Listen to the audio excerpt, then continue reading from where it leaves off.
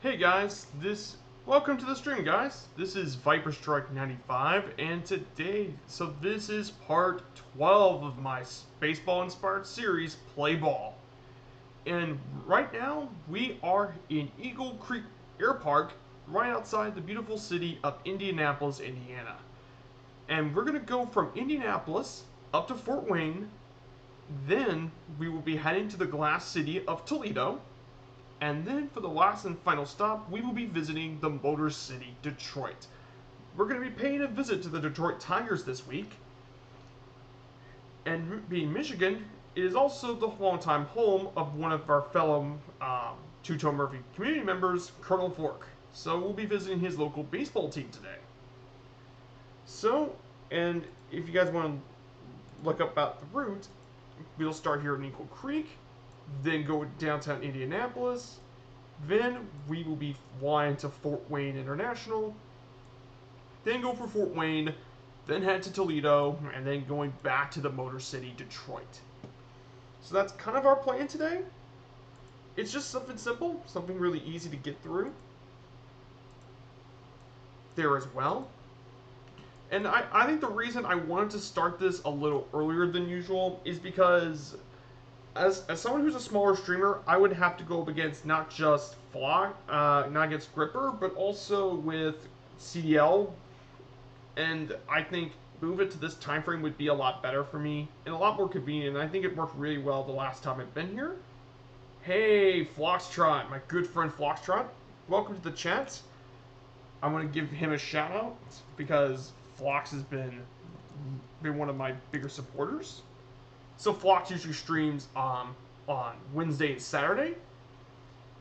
And Wednesdays he streams at 7 p.m. Pacific time, and on Saturdays he streams at 9 o'clock Pacific time, a.m. So he streams down. He's a really good content curator. He's very supportive, very nice guy around. So I want to give him a shout out as well. So the question is, for this journey, what kind of plane are we thinking about taking? Well, I think I have a pretty obvious choice for this one. This choice is actually pretty obvious. I'm going to take the Beechcraft Bonanza. Now, for those that don't know, while the Cessna 172 is the most produced aircraft of all time, this has been the longest running production of any plane of all time. This thing has been produced since 1947, and it's still going strong with over 17,000 Bonanzas have been built. Not just the traditional T-tail, but not just with the traditional tail configuration, there's even been ones built with the distinctive V-tail as well. This plane has a cruise speed of around 176 knots, but for this flight we're going to slow it down a little. But I'll change the cruise speed whenever we need to. But this is the perfect plane to take for the journey. It's got great range, speed, and overall it's quite the versatile plane, and you can take a lot of people around too. All around just a great plane. You really can't go wrong with it. It's such a wonderful plane to fly as well. That's fine, Foxtrot, if you're AFK. That's perfectly good. You're more than welcome to follow the stream. So, as of the last time I streamed, I now just reached over 75 followers, which is really amazing considering I just got started only 2 months ago, which makes it really impressive. So, now we're going to try and get this thing started. Now, for those guys who haven't been there, my stream performance has been quite good. I've been getting good friends. Ever since the hotfix, I haven't had any major CTDs, so I think the sim's been running smooth, but I know a lot of people have had issues with it. So I'm hoping those get fixed in a future update. But overall, I'm kind of happy with Sim Update 5. I think if they can improve on a few things, I think it would be really good. So we've got to set the parking brake on this Bonanza. Okay, we pull. We turn off all the avionics. We go to the fuels tank. And finally, we've got to turn on both the battery and alternator switches, which are these. Once you get those on, you want to set the mixture rich. So we're gonna push this thing all the way. Then we're gonna push this propeller. Yes, you can change the rev of the propeller if you wanted to. Go for the full. And once you do that, there is a pump right here. Now, you want to do it, and then you wait till the flow kind of peaks. Once this thing peaks, then we got to turn this thing off. That's the fuel switch pump.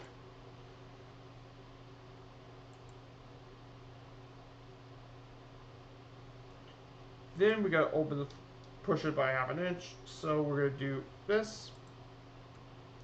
Next, we got to turn on the magneto, which is this. We go to magneto.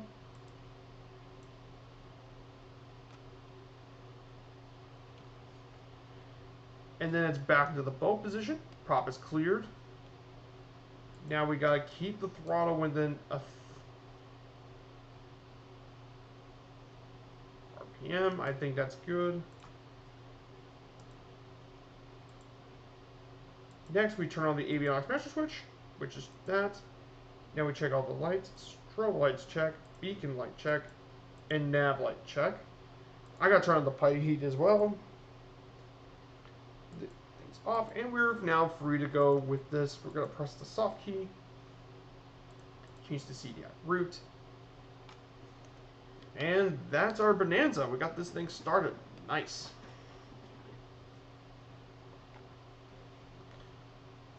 So let me get this thing onto the runway. So for runway, according to my nav map, we need to start on, we need to head down, we need to head onto runway, it says it needs to start on runway 21, so we'll be taking off from there.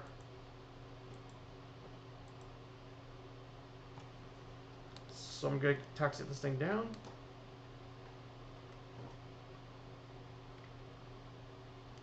So it's still hard to believe, though, that Murph has actually streamed all week.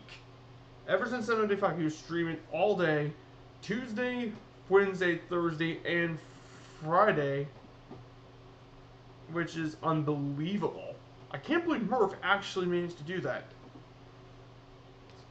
But then again, Murph is a wonderful face of the sim.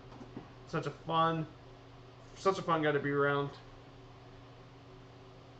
And Foxtrot with the host, thank you so much, Flox. Thanks for the host.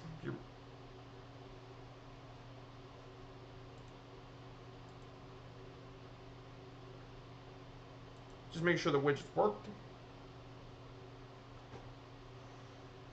I just want to make sure that worked. My pleasure.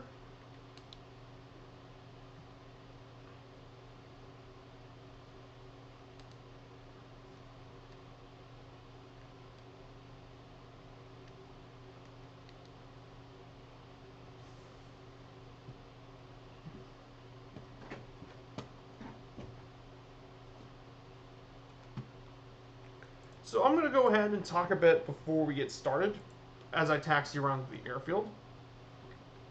I want to talk about this one, the Motor City Roar. This is obviously named after the Tigers, the Roar part.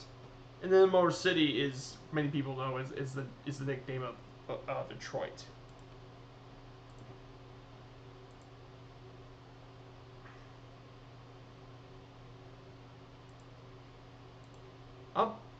So we're going to go to our first destination. This is Indianapolis, Indiana. Now, this is actually the capital and the most populous city in the state of Indiana, my home state. In 1821, it was founded as a planned city for the new seat of Indiana state government, and one of its major nicknames is the Crossroads of America. And it's called that because of the many connected highways throughout the state of Indianapolis. Indianapolis has been quite a diverse city over the years, and it's home to various sports teams, including Indianapolis' most beloved team, the Colts. It's also been the home to the National Basketball Association's Pacers, and it's also the home of the minor league baseball team, the Indianapolis Indians. And of course, who could forget the Indianapolis Motor Speedway, which is Indianapolis 500 is a huge tradition in Indianapolis, and we'll actually be flying over the Speedway part of this route too. And also the home of Mike Pence, of course, the Vice President of Donald Trump, of course. obviously, Indianapolis landmarks, they include the Indianapolis Motor Speedway, the Children's Museum in Indianapolis, which, by the way, is the largest children's museum of its type in the world, and finally, Victory Field and Lucas Oil will be flying over Lucas Oil for a bit as well. Now, notable Indianapolis include Steve McQueen, who we all know is one of the most famous actors. He did Bullitt. David Letterman, one of the most iconic late night talk host show, late night show host of all time. And finally, Benjamin Harrison lived in Indianapolis, who was once a United States president himself. So he used to live here in Indianapolis. Definitely something to keep notable about. So we're going to go ahead now for the altitude set onto my stream. According to the elevation data, it wants me to go 2,000 feet. So we're going to go 2,000 on our altitude. That's good. We're going to go push up all the way there.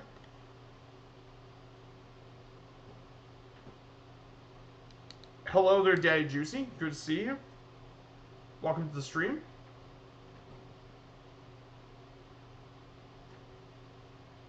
And we should be off right now. And we're off.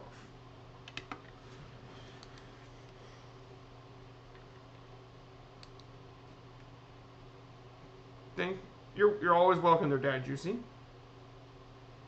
Don't be afraid to smack that follow button if you have the opportunity. It's a great way to support my stream, as it would increase my exposure to a lot more people. So I think it would be really cool. So we're going to turn this way.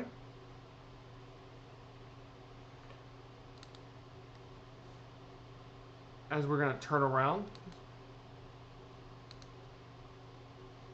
we're going to just settle down the speed a little bit. I don't want this to go super fast.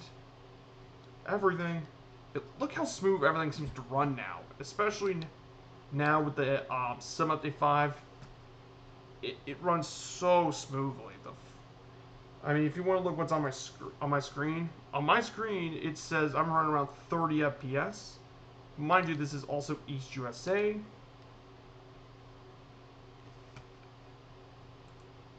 As well, which is extremely impressive considering this is East USA. And right here to our left, this is the world-famous Indianapolis Motor Speedway, one of the most iconic speedways in the world.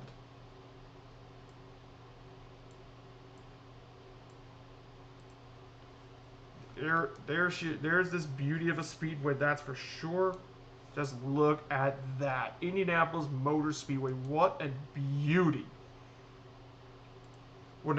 Hello there, Goblin Zeus. What's your point in setting attitude pre-flight? So that way, the point is, Daddy Juicy, if I set my altitude pre-flight, that way I don't have to do it in the air, and that will also mean I can get to the flight a lot sooner, and if I need to, I can adjust it before the flight. It's based on my flight plan on a really cool device called Little Nav Map, which is right here. And it has the altitude elevation profile stuff on the bottom of that screen. This will allow me to get this up running, okay, what altitude, and then I can do some flight planning and plan the safe altitude so I don't have to worry about crashing or anything. That's what I'm doing this for. Ah, my good friend Goblin Zeus. It's great for you to join in. But yeah, Indianapolis Motor Speedway, absolutely lovely in the sim. It's a lovely place. I've been to a few places here, and I went there once. I need to go back there again. But yeah, absolutely lovely. Then down below is downtown Indianapolis. Hello, Captain Seppi. And Captain Seppi, for those who don't know, Captain Seppi is a good friend of mine. He's also a good friend of Colonel Fork's community. So I want to give him a shout out. He's one cool streamer. Really nice guy, and he has some really cool peripherals and stuff. XBMF Smurfy in the chat. Hello, good to see you. So yeah, I'm flying in the Crossroads of America, Indianapolis, here today.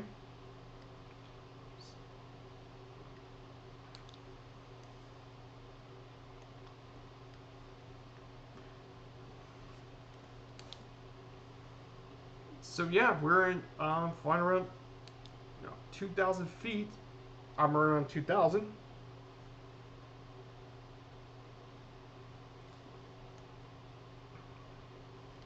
Absolutely wonderful. Now down below is Victory Field. Down here, this has been the home of the Indianapolis Indians, and that team's been around the city of Indianapolis since the 1880s. So, and it's now the AAA affiliate of the Pirates. And then this big stadium, this is Lucas Oil Stadium, the home of Indianapolis' most beloved sports team, the Colts. I've been there to the game, and it's a really, really nice stadium. They hosted many Super Bowls at the stadium. The NFL Combine's been held there. If I ever do an NFL series, I would definitely talk more about Lucas Oil for a bit. But those are just some of the background information I know about the stadium. CTD. Did you install the did you ever install the improvement mod or something, Golden Zeus? I don't know if that's the big reason for the problem. I don't know if that was the problem. But it seemed like it did. So we're just flying around the city of Indianapolis for a sec. There's Bankers Life Fieldhouse is down here. So no improvement mode, but you have the. I think it might be the GNS 750. I think could the GNS 50 be the issue? So I need to set this autopilot on.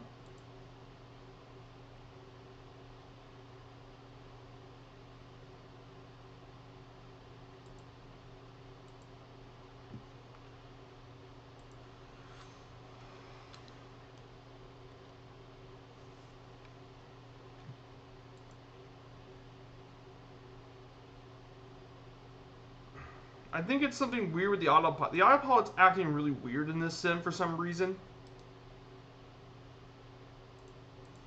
For some reason, the autopilot's really screwed up from the sim. That is something I do want to report.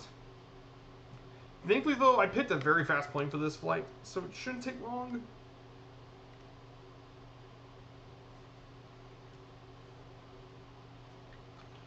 Let me go ahead and slew this for a sec, because I... Okay. Okay. Down over here is Kilo India Nickel Delta. That's Indianapolis International. That's the main airport to connect Indianapolis through the air. So any passenger flights can fly through Indianapolis.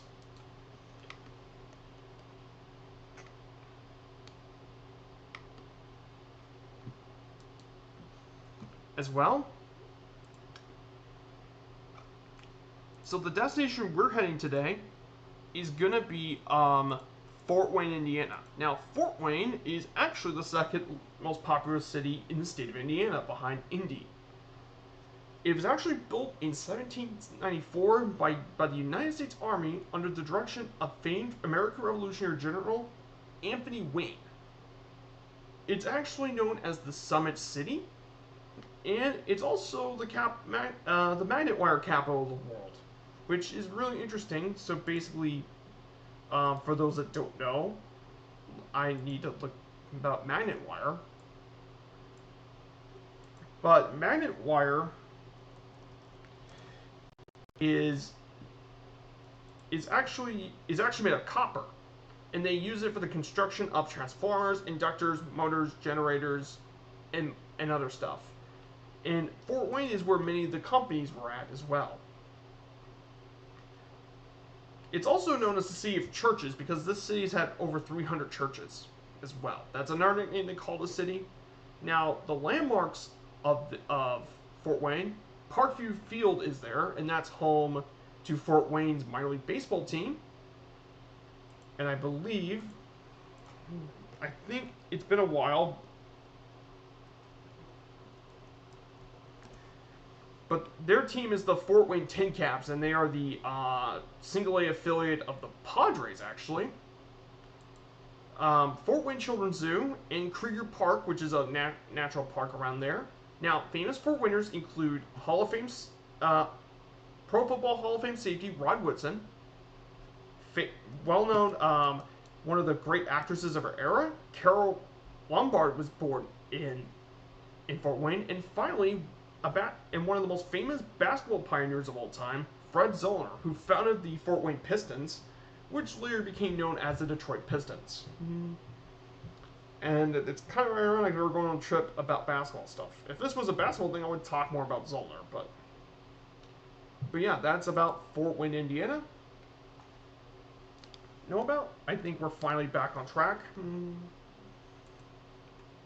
Now we're going to finally head back on track to Fort Wayne.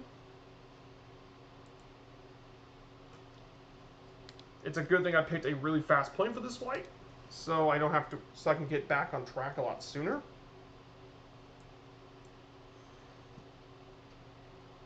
So definitely very interesting. So I want to ask you guys though, is how's been the weekend so far? I just want to ask the chat, how's your all's weekend been? And hopefully things are going well for all of you.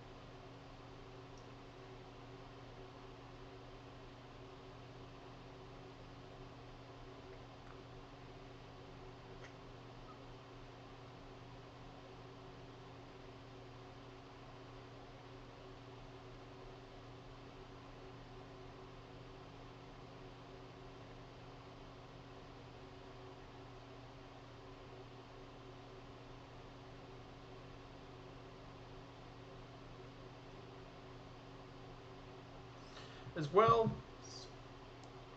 weekend's good. You only have 25 degrees Celsius. I think 25 degrees Celsius is like 80 degrees, I believe, Fahrenheit. I'm trying to do these conversions.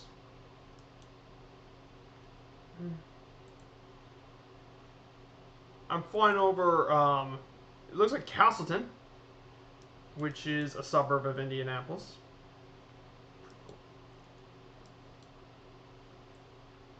Looks really nice in the sun.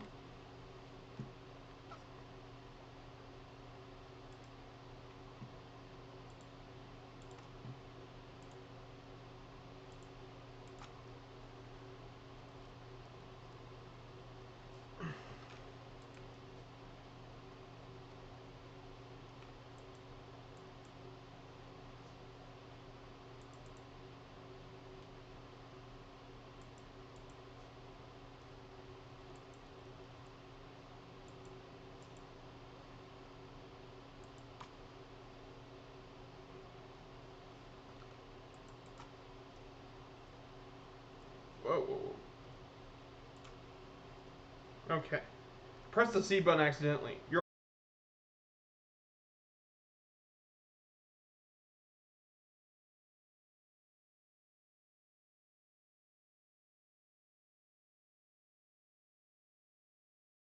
medal count. So in terms of medal count, China is actually #1, followed by the United States at second. Then Japan, the host of this year's Olympics, with 31 medals overall. And fourth is Australia, which has been really surprising everyone with the 14 gold medals they got. And #5 is Chinese Taipei, which is known as Taiwan. But due to some international stuff and controversy, they call it Chinese Taipei. So that is your top 5 of the Olympic medals as well. Now, for baseball stuff, I do have some pretty major news I do want to share. So there's been quite a few of the MLB trades. First, the Los Angeles Dodgers ended up getting Max Scherzer and Trey Turner from the Nationals for prospects. And that's a big deal because for those who actually watched the Washington stream, I put Scherzer as one of the best of their icons, as one of their best players they ever have. So that's a big deal because you trade one of your best pitchers in Washington Nationals history and you're going to put them on a rotation with Clayton Kershaw, who I'll definitely cover in my Los Angeles thing as one of its best players. Yeah, baseball's one of its best pitchers. So you have Scherzer and Kershaw in the same rotation. That's just gross. You don't. You just like that is just ridiculous. That is a very good rotation as well. Chris Bryant's to the Giants. Anthony Rizzo's been traded to the Yankees. Baez to the Mets. I mean, the Cubs just have not been doing very well. They just sold their best players.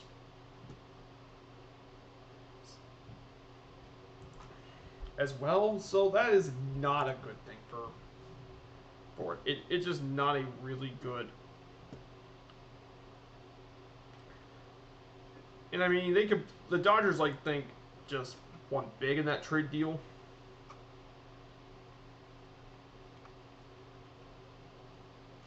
I mean, you're gonna have a rotation of players. You're gonna have Walker Buehler, Julio Urias, Clayton Kershaw, and then you're gonna add Max Scherzer to that. Are you kidding? That's just unfair.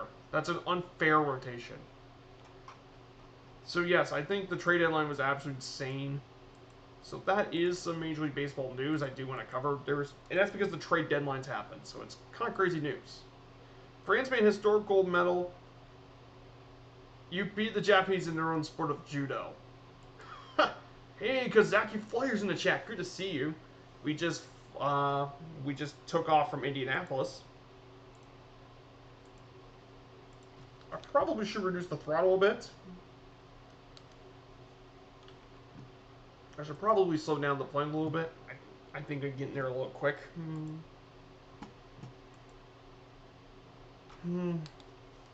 I know a lot of you thinking the plains of Indiana.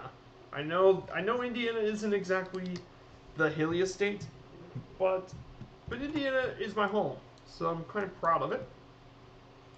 However, if you go to the south of the state, southern Indiana, around the Ohio River Valley, there's actually quite a few hills and stuff in there. Not like super tall hills, but you get plenty of forest and lakes.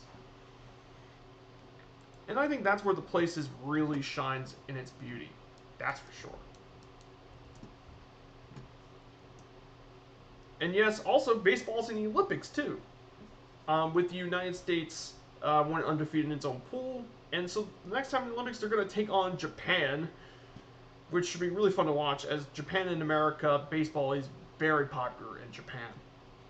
In fact, I think in terms of sports in Japan, I think baseball is the most popular sport in Japan, actually. Beating out judo, beating out sumo, and it also beats out football, actually, association football. So, plus there's been some really good players from Japan in Major League Baseball. I mean, the most famous one being Ichiro, but there's also guys like Shohei Ohtani, who's made a huge splash this year. Hideki Matsui was very good for the Yankees during his time. There were some legitimately good players from Japan, and then obviously the Japanese baseball legends. And I think I'm getting a little spoiler, but the final episode of Play Ball, we're going to be taking a visit to Japan. And I think that, I know it's a bit of a surprise, but I want to go fly over Japan a bit. That would be cool.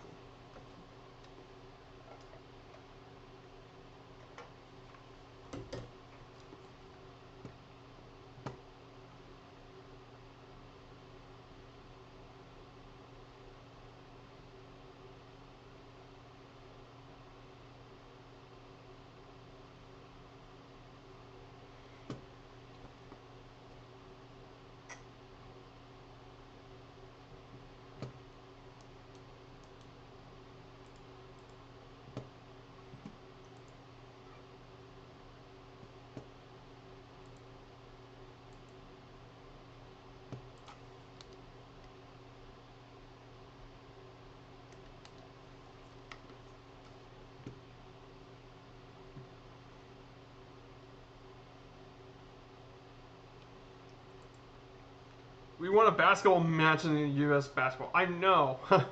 However, I'm not really mad at the French. I'm just mad that it's because some of our best players never, from the NBA, never joined the Olympics. Because historically, the United States has been very dominant in basketball. Because some of the best basketball players in the world come from the United States. I mean, guys like LeBron James, in the past like LeBron James, Kobe Bryant, in the past like Kobe Bryant, Michael Jordan, have played in the Olympics for the United States. The Dream Team, gosh, that's quite the team. Even currently, I mean, we had some great players like Steph Curry, LeBron James, Anthony Davis, Kevin Durant. Like, the United States has great basketball. That does not happen often, I know. But that doesn't mean there aren't great international basketball players. Germany has Dirk Nowitzki, one of the greatest power forwards in basketball history. Slovenia has Luka Doncic, and he's been really good. Lithuania has Arvydas Sabonis, one of the greatest basketball players that no one talks about. Like internationally, basketball is on the rise, and obviously players from Africa, who come from Africa, like Dikembe Mutombo, for example, comes from Africa, and he's been really good. So, like I said, I think there's a lot of representation in basketball. And of course, there's tons of basketball leagues all over Europe too. I guess France winning that match for the U.S. was payback for Vince Carter dunking on someone. Oh yeah, I forgot. I think Tony Parker plays for the French. Yeah, Tony Parker was one. Tony Parker was a great basketball player. He played for the Spurs. Why? Who has always picked these paint jobs? They're kind of weird. Yeah, I kind of agree with you. Like, don't get me wrong. There were some really, like, for example, I don't mind the Bush Cub liveries, like for the Savage Cub and the X Cub, because that's actually how some of them are painted in real life. These Bush planes, though. I think my favorite of the new Asobo paint jobs outside of the Cubs and all that is the Icon, because that looks like a real factory livery. I think what Asobo needs to do is actually pick actual liveries that are used on real planes. I think if they do that, I think that's fine. Like, I don't. There's a difference between factory liveries and stuff that are based on real planes, or crazy schemes used by airliners. If that's the case, how they use for airlines, I can completely understand. They're realistic, but some of these aren't really that realistic, and I kind of agree with you, Kazaki.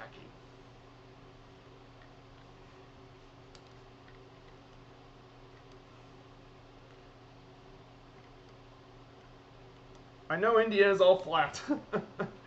I know everyone's gonna make that joke.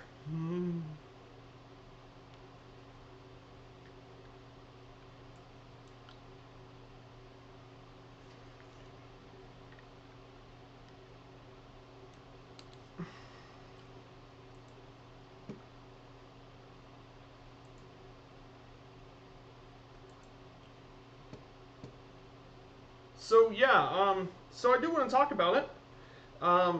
Yesterday, so Allison Johnson did yet another near flawless flight.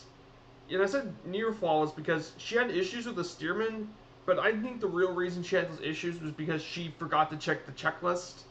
And that's something I always do before I start a flight is go back to my checklist and do everything the checklist says. It does not lie. Even if someone who's operated the pilot multiple times, I always check the checklist because it'll tell you everything that you need to do to get the plane started. I think Allison did not turn on the magnetos all the way.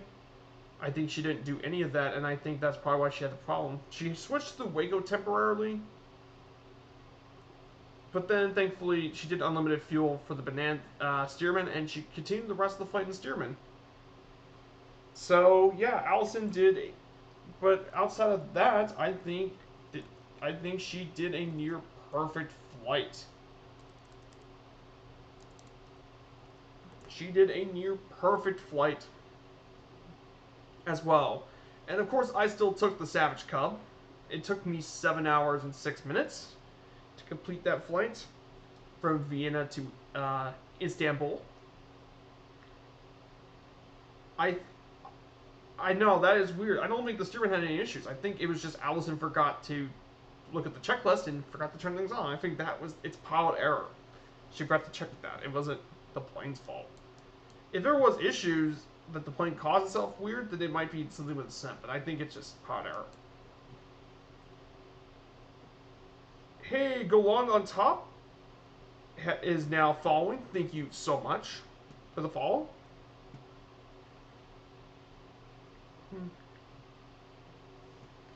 So, for those who don't know Galon,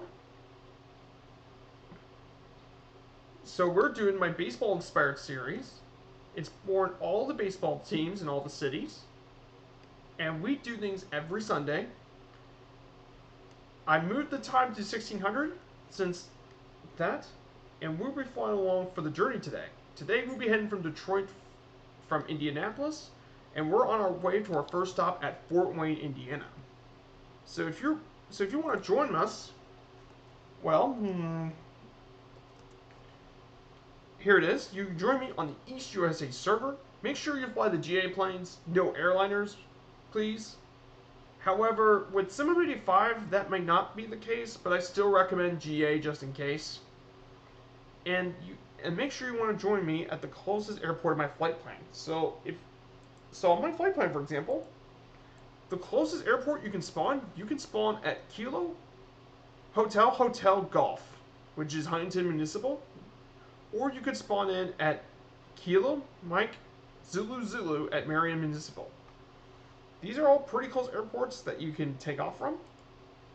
Anyone who's interested would be more than welcome to. Just make sure everyone that's interested can join. There's Marion, Indiana to our left.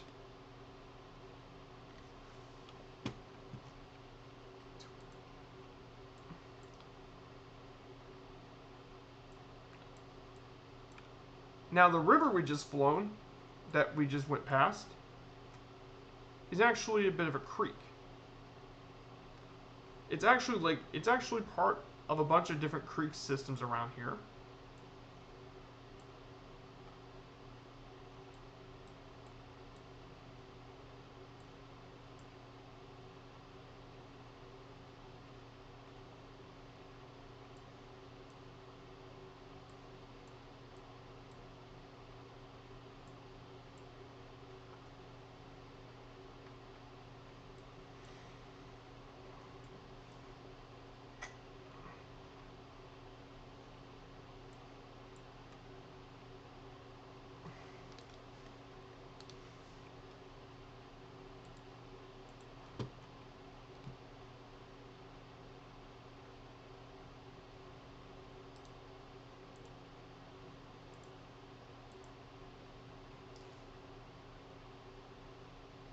So definitely very interesting going up as well.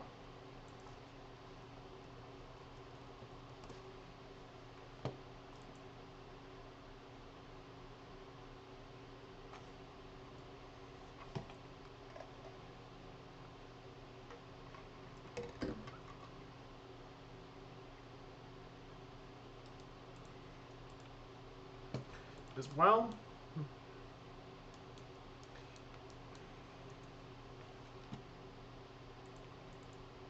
As well.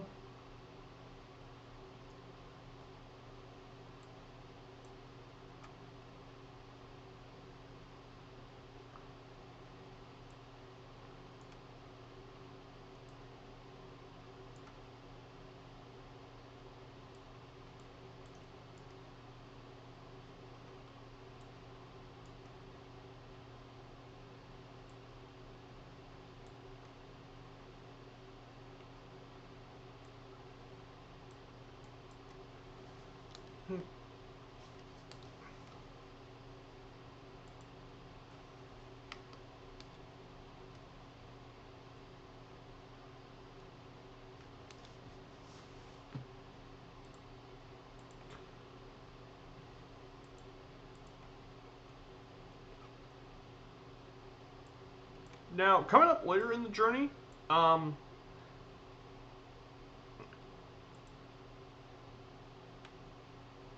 like 15 miles or so, we'll be going across another river. This is the river we'll be crossing is the Wabash River.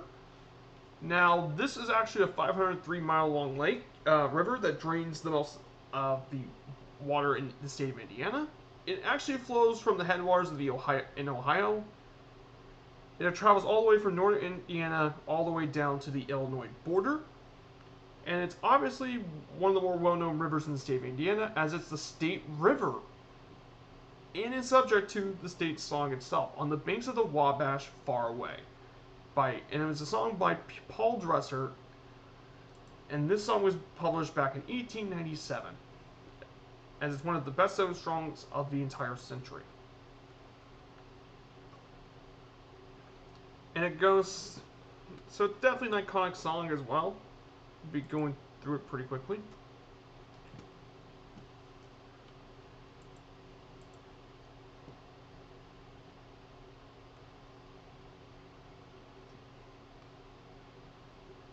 And in the 1913, On the Banks of the Wabash is the state's song.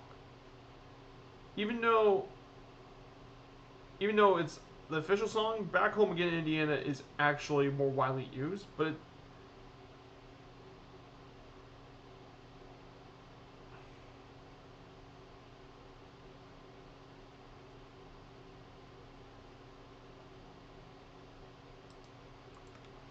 so definitely something I want to. This is Indiana state history. I think I definitely want to cover that as well.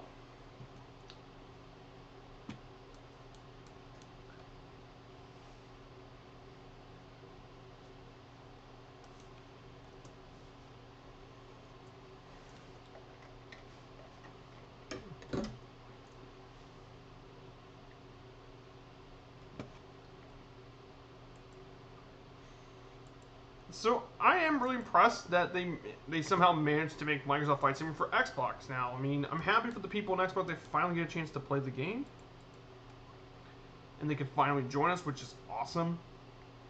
I think it's something this Flight Sim community really needed, was more members. So I'm very, very happy for it as well.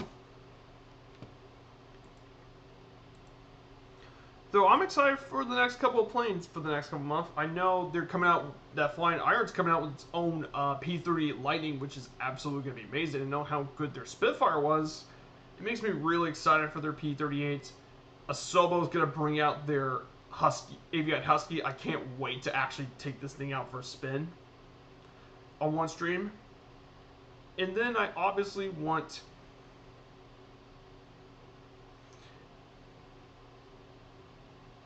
And then I'm also very excited for some of their other planes as well. Like I said, there's a lot of things going on for the months that I'm really excited for. As well, we're getting really close to the Wabash, to the later parts of the Wabash River.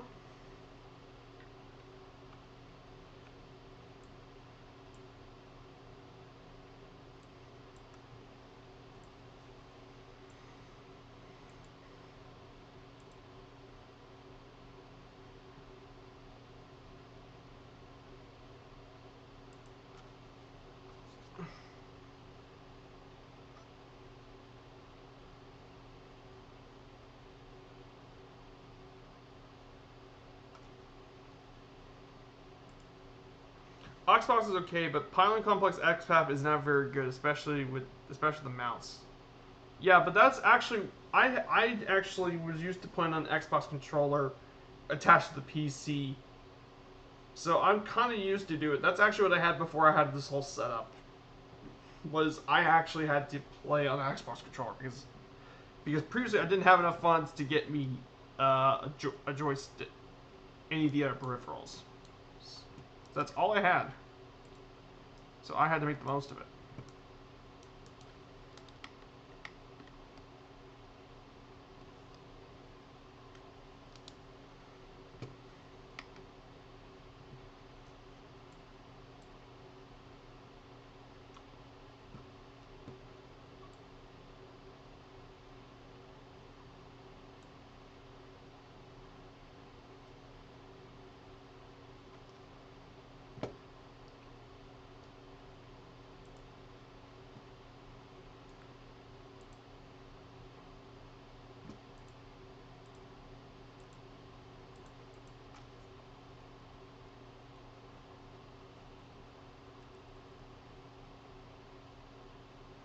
And there's the Wabash down below. Straight ahead of us is going to be where the Wabash River is going to be, which is right ahead of us. And to our left is Huntington, Indiana, so we can see the banks of the Wabash. Very, very well-known river for the state of Indiana. Tried my Expo Controller, but the need for a real mouse for the pad's huge. I know. That's the same thing. Once you have a mouse, it will make... That's what I use for my Xbox with the mouse, and it's made things so much easier. But it's now even better now, these whole peripherals. It's now even easier. Like, having the joystick and the throttle thing and rudders is a game changer. It makes things significantly easier.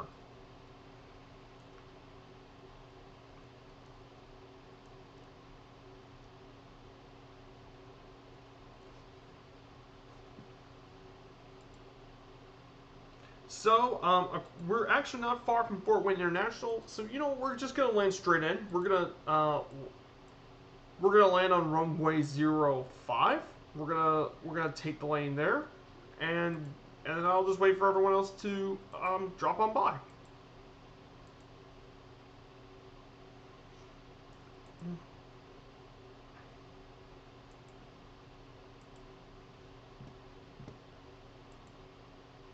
So I'm getting there really fast. I'm gonna prepare to slow down the plane. I'm gonna lower my airspeed a bit. I'm getting right into position, so I'm gonna slow down for a bit. I want to know how fast I can slow this thing down. I'm gonna open up my landing gear and put on a few flaps. Stage 1 flaps. So I can slow down the plane.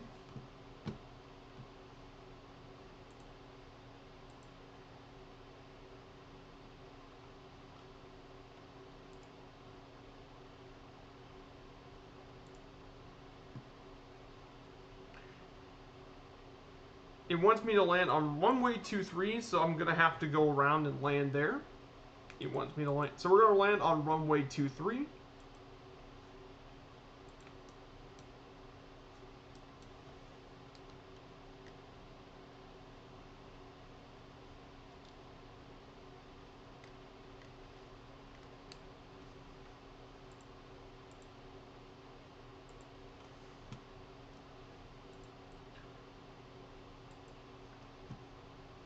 Okay, 23. And then there's one more I want to give a shout out. Actually, I want to give a shout out to Eric Flight. So Eric Flight yesterday, he did a whole 27-hour stream. He did the 1926 Continental Airmail route. He did this for charity. And from the last time I heard, he's raised over $700 on that. So congratulations to him. He did a great job doing it. I know that wasn't a very easy thing to do, but I wanted to give him a shout out because I think he did a great job on his charity stream. I think giving him support would be really nice.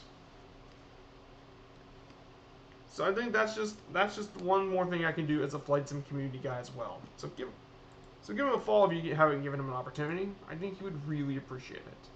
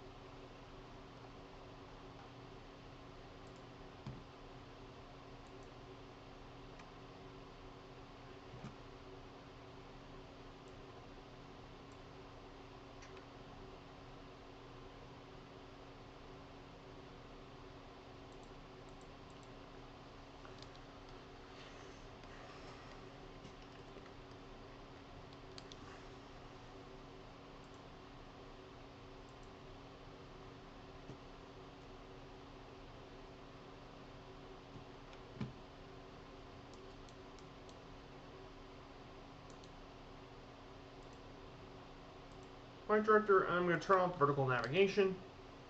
So I'm going to go ahead and get a turnaround started.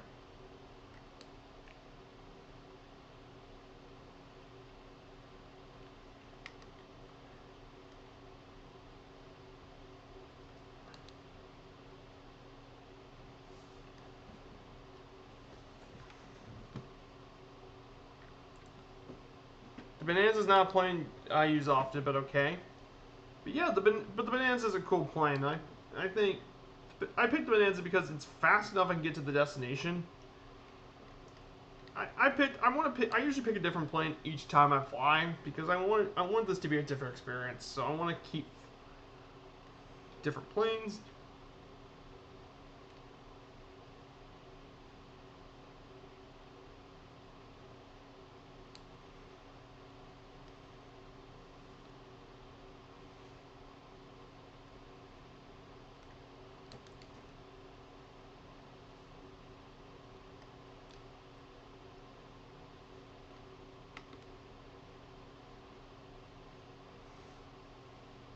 As well.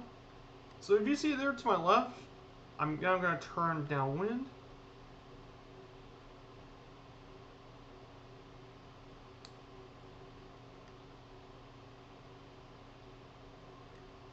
Gear still down? Or I'm landing there, Captain Seppi. There's the airport to our left. I kept the gear down so we could prepare for landing.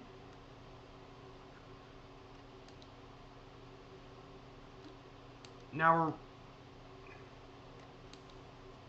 I'm going to pull the second flaps.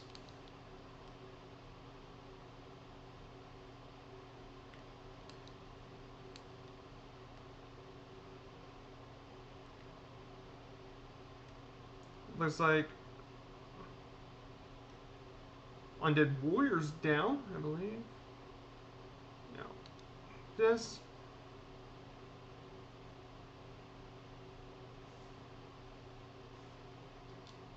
Gotta keep it up.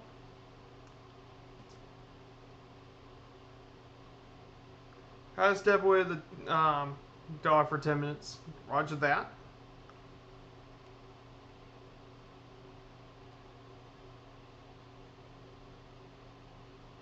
Now I pressed it back to idle.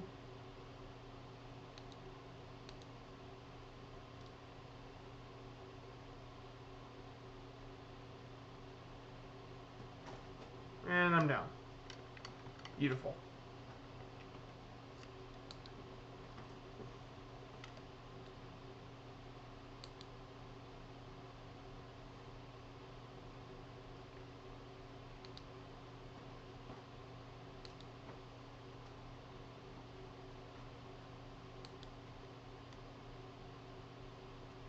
Let me just get out of the runway.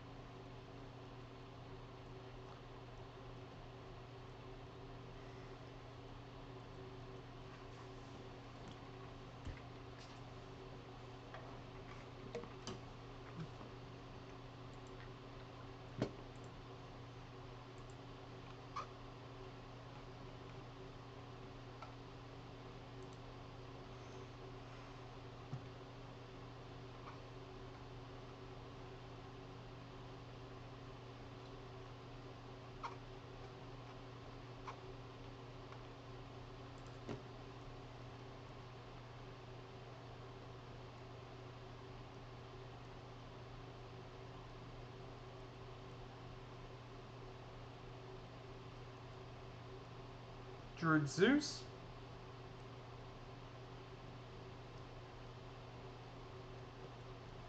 Nice job. There's Goblin.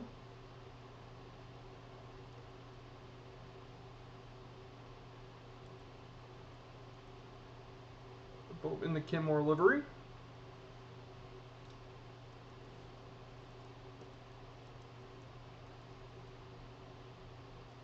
And there's Moving Pigeon.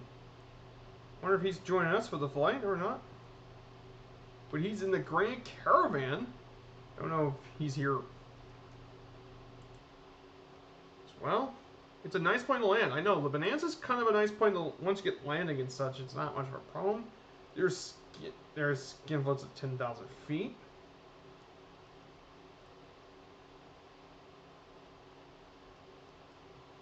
It is. It is a nice plane to actually land and take off. It's quite the stable little plane to take off.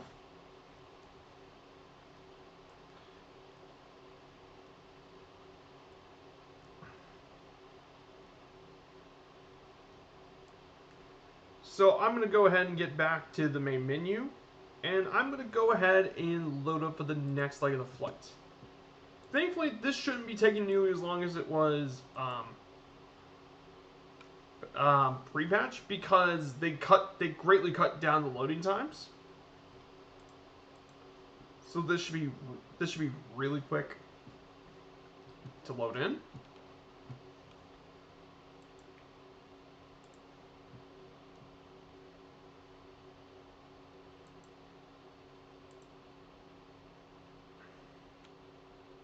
So we're ready to go for the next leg of the flight.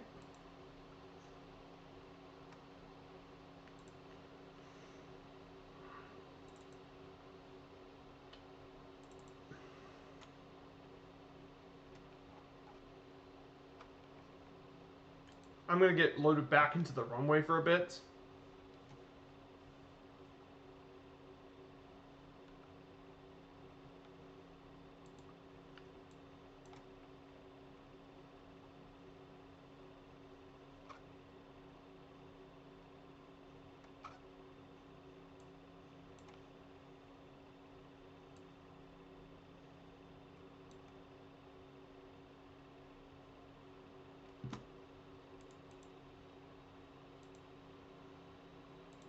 All right. So I'm going to go back to set this back up at 2,000 feet. I usually do my altitude beforehand. I usually do, I try to find which altitude is a safe altitude to fly based off my flight plan on LoadNavMap, and I think it's going to be really helpful for it as well.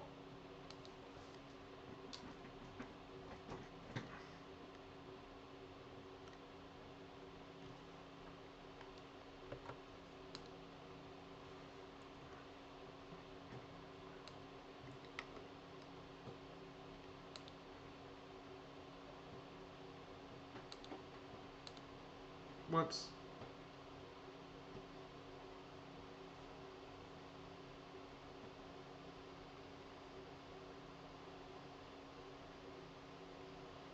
I'm finally off.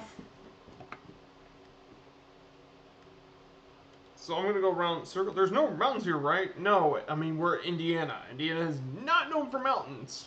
There, Goblin Zeus. Hey, Sydney OSB, welcome. Hey, you're more than welcome to join. You're from Cape Town in South Africa.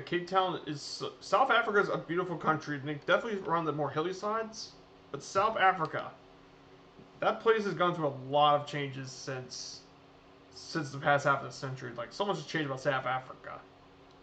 But yeah, it's a very, very interesting country. And welcome to the chat there, Sydney. Good to see you.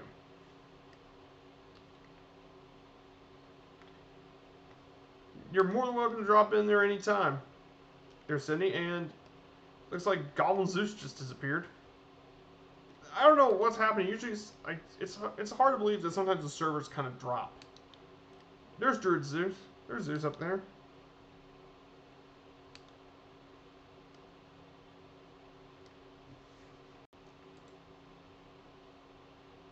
Oh, I think I know what's happening. I think sometimes the auto trim and stuff are on by default.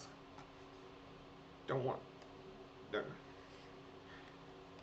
yeah, this is my group flight. We cover the world of Major League Baseball, as it's the traditional American pastime. So it's something I definitely want to cover. So I'm going to go ahead and get back to the autopilot. Nav mode, vertical navigation, flight level FLC.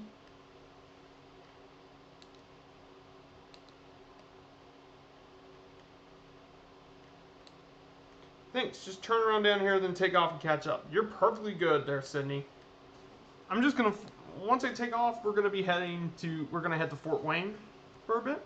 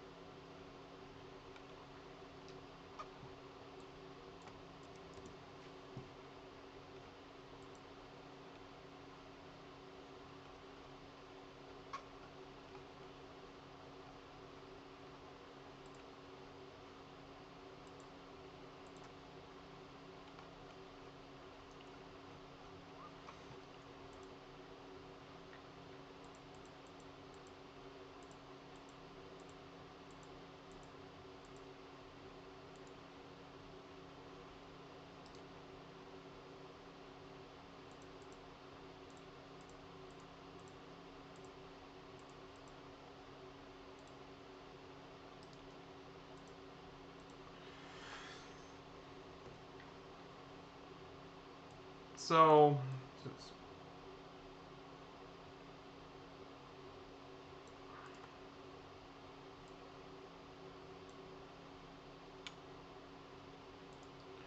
so you got booted off online on FNL. Good luck with Detroit. Thank you there, Kazaki.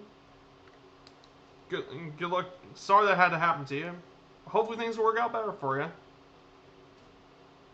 Yeah, the name tags issues, yeah.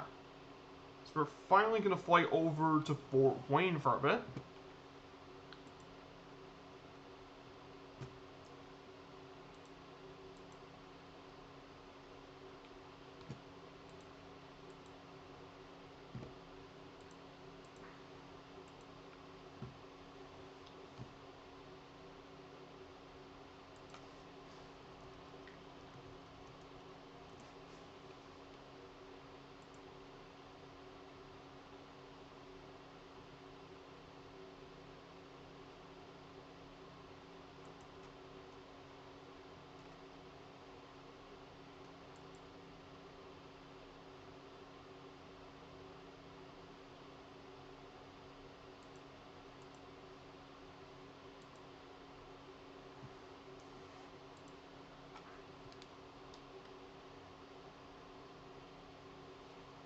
So right ahead of us is the city of Fort Wayne, which is right ahead.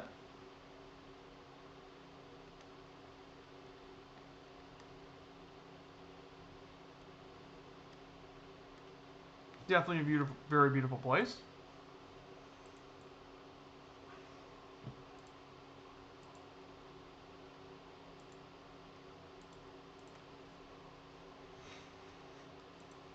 Hey, Sydney OSB with the follow. Thank you so much, Sydney.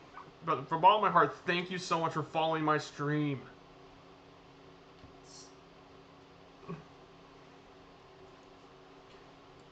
Thank you. So now I'm probably up to almost 80 followers, which is extremely impressive. So this here is Fort Wayne right in front of us. That's the second most populous city in the state. The magnet wire capital of the world. You tried the Corsair, you couldn't get the weapons to load in guns. I think it might be broken because it's in Update 5, unfortunately. Sorry about that, Colin. And there is Fairview Park. That is the home of the Tin Caps, the single A affiliate of the Padres. It has been that way since 1999. They play here in Fort Wayne. 80, yep. I'm not up to 80, I don't know. I'm almost at 80.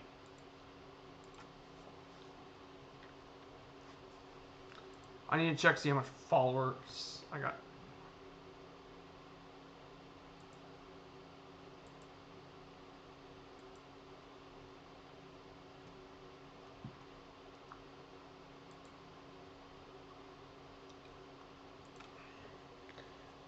I'm currently at 70.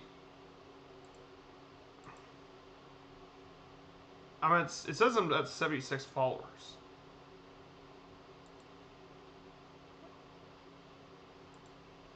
As well.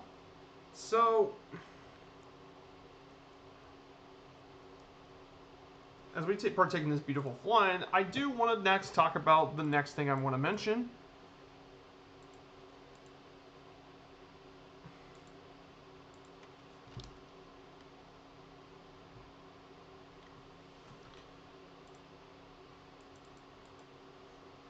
I'm going to talk about now.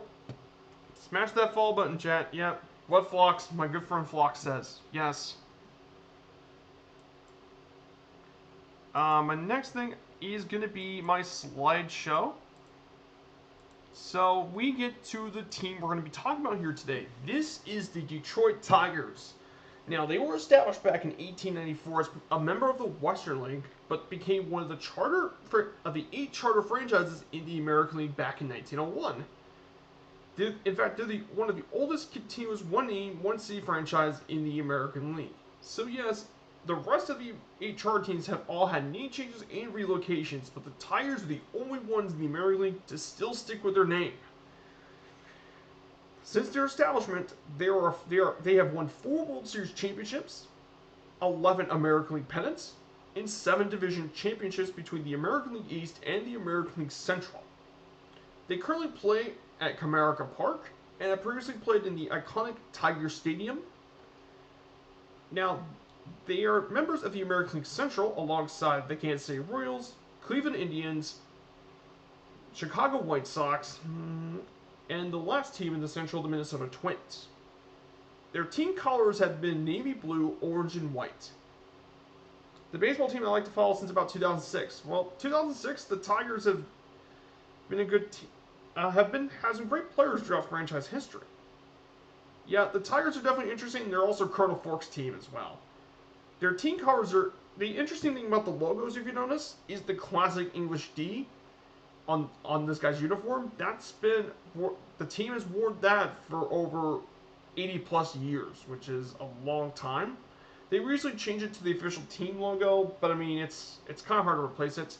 Now, the fun fact is how the Tigers actually got their nickname.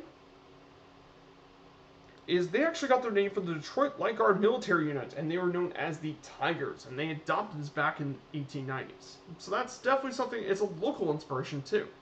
Verlander and Mickey were great, absolutely they were. I'm going to talk more about them actually. Speaking of which, they got their own slides. So, for the Detroit Tigers, obviously they were established as a charter member of the now Major League American League back in 1901, and they finished third in that 18 league. In 1905, the Tigers actually acquired a little-known 18-year-old player named Ty Cobb, and they added him to a team that consisted of Sam Crawford, Huey Jennings, Bill Donovan, and George Mullen. Some of these... Sam Crawford and Huey Jennings were also Hall of Fame players, but Ty Cobb was a huge piece of that, actually. As we probably know that by baseball fans, Ty Cobb is one of the greatest players in Major League history, and I'll get to more about him. He has his own section.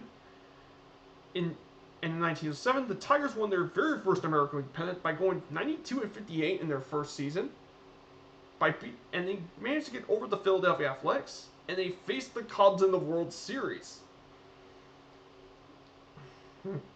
The Tigers then lost in 4 straight games after a tie to the Cubs in that World Series. They managed to win the pennant again, American League pennant again in 1908, and they were beaten by the Cubs in 1908 once again. And here's interesting to note: this before 2016, this was the previous last time the Cubs actually won the World Series until 2016.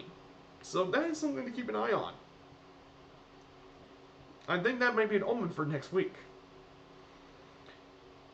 In 1909, they won their 3rd straight American League pennant, and while they were very good against Hunters, Wagoners, Pirates to 7 games, they just came up short, which is really unfortunate for the Tigers. However, they did get their big break back in the 2010s. They got their big break back in 1915, as the Tigers won a then club record 100 games thanks to the bats of Ty Cobb, but they lost to the American League pennant as well. However, they never won the pennant as well, because the Red Sox won one more game, and then the Red Sox won that year's World Series. In 1916, they went to 3rd place, and they would remain mired in the middle of the standings for the rest of the 1910s. In 1921, the Tigers amassed 1,724 hits, with a team batting average of .316, which is the highest in AL history, but their pitching was a major downside. Their pitching was terrible. As good as their hitting was, their pitching... Jim Leyland was a really solid manager for the Tigers, absolutely, with their 2 pennant appearances. However, to me, their best manager was Sparky Anderson. He's been their best manager. I covered him already with the Reds, but he's been their best manager. That's something. However, the Tigers still field good teams during Ty Cobb's manager as a player manager throughout the 1920s, but they weren't really that great for the rest of the decade. However, things got much better in the 30s. Following the 1930 season, the Tigers, but they were built a solid foundation through the next couple of years. In 1933, they added the final piece of that puzzle.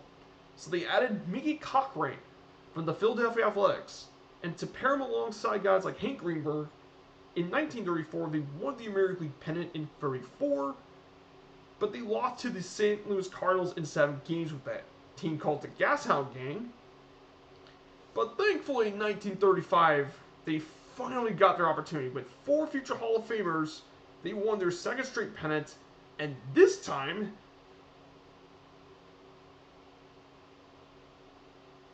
they finally won their first World Series by beating the Cubs. At long last, the Tigers finally got a World Series, their first of 4. But afterwards, they were competitive, but they never made the postseason.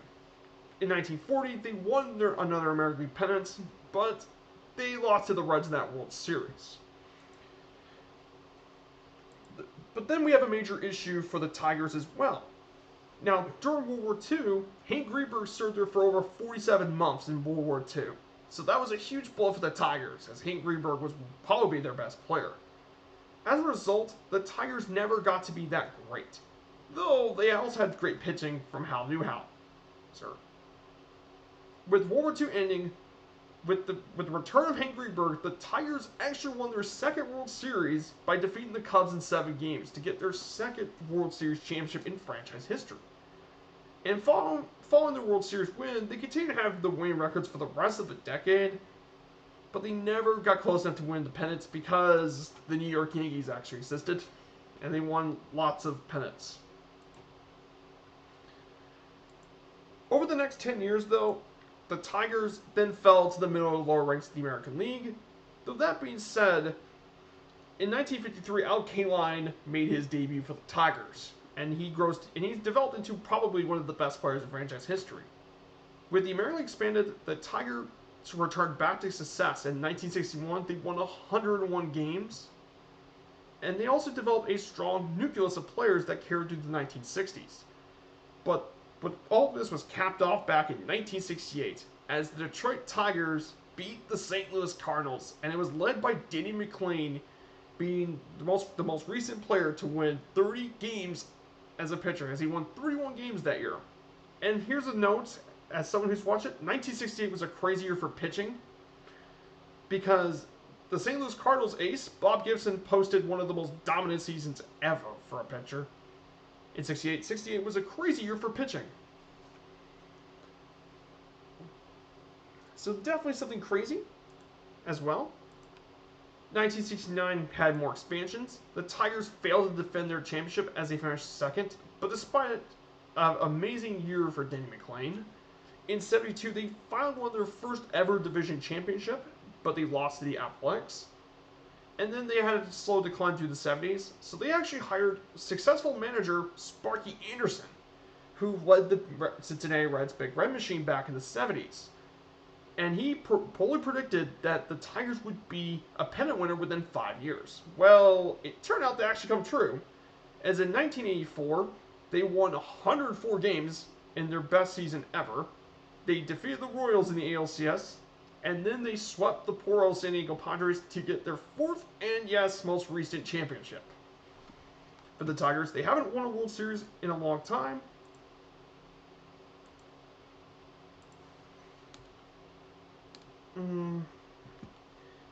As well. So then we get to the next part as well. After a pair of third-place finishes through 85 and 86, they still won the American League East, but they get absolutely beaten by the Twins, who later won the World Series in 87. The Tigers were unable to build their success. And then from 1994 to 2005, the Tigers were just terrible. They did not post a single winning record, the longest such that in franchise history. In 96, they lost a then team record 109 games, but that was not the worst of it though. In 2003, they went 49 in 119. The 2nd worst season in the modern MLB, behind only the 1962 Mets. Mind you, that 1962 Mets was an expansion team. Of course they were going to lose a lot of games. But not a franchise that's been around for over 100 years. Like, really?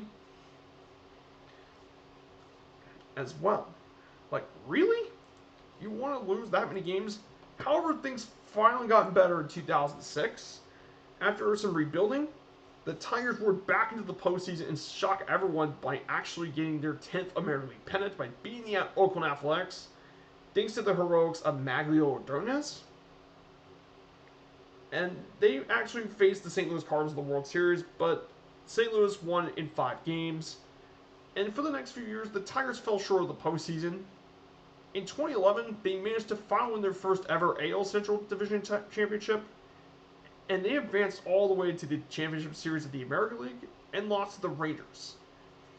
In 2012, they actually managed to get their most recent pennant appearance, and they lost to the St. Louis Giants in the World Series. And the next year, they tried to defend their title, but they lost to the Red Sox in the American League Championship Series back in 2013. And then we get to the most recent history. Since 2017, the Tigers have been rebuilding, and they trade away some of their young stars, including JT Martinez and Justin Verlander. In 2019, it was terrible for the Tigers. They finished with a 47-114 record, the worst in Major League Baseball, and their second worst season ever. And then this past season, they went 25-35. They didn't make the playoffs, and the reason for this weird record was because of COVID. COVID was the major reason why the Tigers didn't do so great. Now for the Tigers legends. Detroit's got a lot of them, but I think their best player is Ty Cobb. Without a doubt, the single best player in franchise history. No question. He's top 3 all-time by most baseball historians and experts as a top 3 player of all time. Ty Cobb is known as the Georgia Peach. He came to the Tigers back in 1905 as an 18-year-old and has established himself as one of the top 5 players in Major League history. Period. He's a member of the original inaugural Hall of Fame class in Cooperstown, New York. He set himself apart for his dominance at the plate, and he has an absolutely massive legacy in the game. Ty Cobb, I mean, you could tell all about the stories about Ty Cobb's rivalry with Sam Crawford. He's got a very deep legacy in the game. Career-wise, Ty Cobb hit 366 in his career, which, by the way, is first all-time. 4,189 hits, that's second. 117 home runs, which may not seem impressive by today's standards, but you gotta consider the era he played. Home runs were not very common. And he has over 1,938 RBIs, which puts him 9th all-time currently. He was the 1911 AL MVP. He was the 1909 batting Triple Crown winner, which meant he led the league in hits, home runs, and RBIs. And he was a 6-time stolen base leader, which meant he was really fast. But here's something else that's mouthwatering. He won 12 American League batting champions.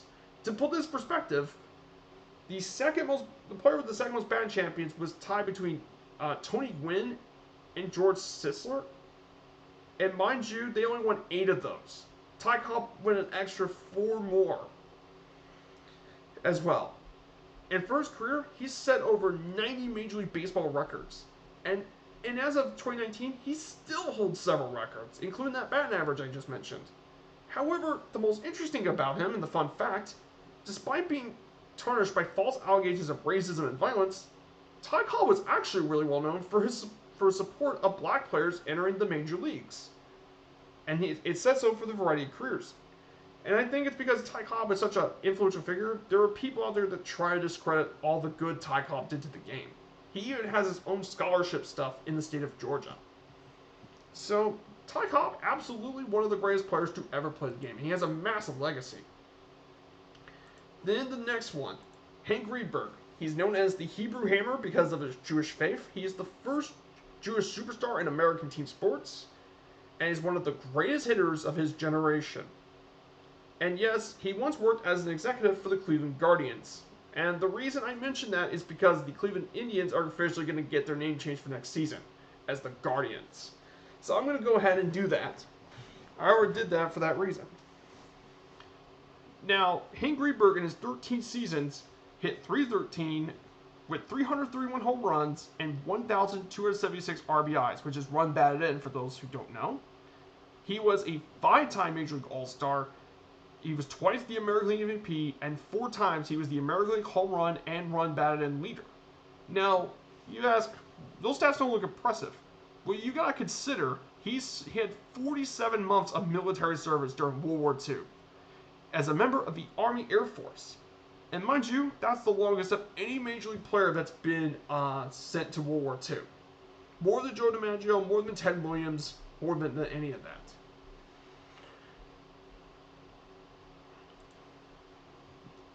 Next, I'm going to talk about Hal Newhouser, one of the best pitchers in franchise history. He was the most dominant pitcher during the World War II era of baseball. And the reason he never joined World War II is because he didn't meet the physical requirements. So he actually lucked out of serving in World War II from having to be drafted. So he had a career 207 and 150 record. He had a 3.6 ERA, which means 3 runs per game. And he has over 1,796 strikeouts, which is why I put K's. It's shortened. He was a 7-time All-Star. He was twice the American League MVP, and he won those back-to-back. He's the only pitcher currently that has ever done that. The 1945 pitching Triple Crown winner, which is wins, ERA, and strikeouts. He was 4 times the American League wins leader, and he was twice the Major League Baseball's ERA and strikeouts leader. And to date, he's the only pitcher in Major League history to win 2 consecutive MVP awards. So that is one of the fun facts. As well. Then we got to talk about Mr. Tiger, Al Kaline. This guy is, in my opinion, he's number 2. He's probably number 2 for Tigers history. Mr. Tiger played all 22 seasons in Detroit, and he's one of the top 3 players in franchise history. In fact, he's been involved in the franchise for 67 years as between a coach, an executive, and as a player. So 67 years he's been with that Tigers organization. Al Kaline was one of the most consistent all-around players in the league during his time. He hit .299 in his career, 3,007 hits, 399 home runs, 1 short of 400, and 1,583 RBIs. He was an 18-time All-Star, the 1955 AL Bat champion, and he was a 10-time Gold Glover, too. So he was great on defense, and he was great on offense. Al Kaline could do a lot for a team. And the fun fact is that Al Kaline was elected to the Baseball Hall of Fame in 1980, becoming only the 10th player in Major League history at the time to be inducted in his first year of eligibility. Now, usually eligibility lasts for 10 seasons, but at the time he was the 10th player to do it, which is pretty impressive when all things considered. And I know a lot of people complain about these slideshows, but I want to do these history and stuff. Then we talk about Alan Trammell. So Alan Trammell was really the star of the Tigers during the 80s. He spent 20 seasons in Detroit. He was the greatest shortstop in franchise history, and he could play both offense and defense.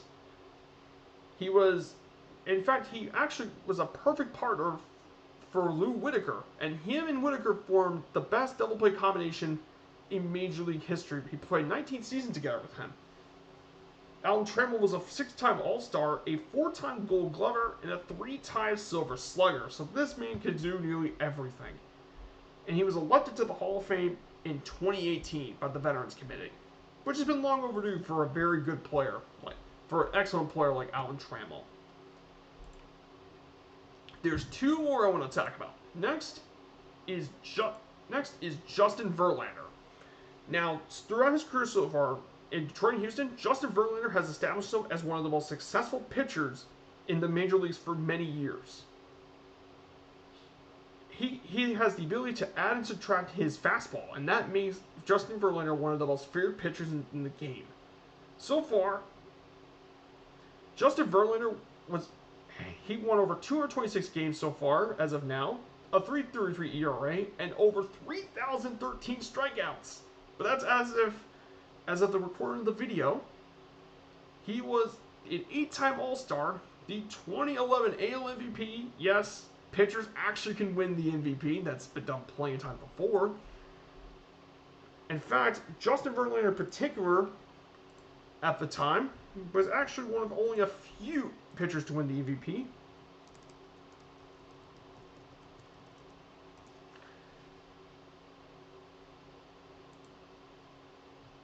awards. In fact, pitchers have. In fact, it used to be more common back in the day for pitchers to win MVP.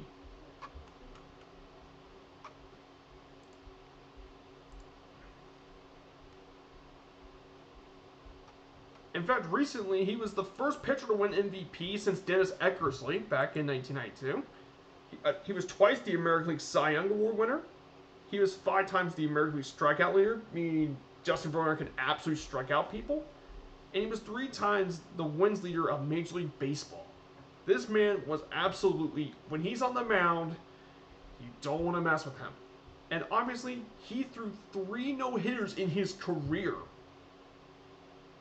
Yes, he threw 3 of them.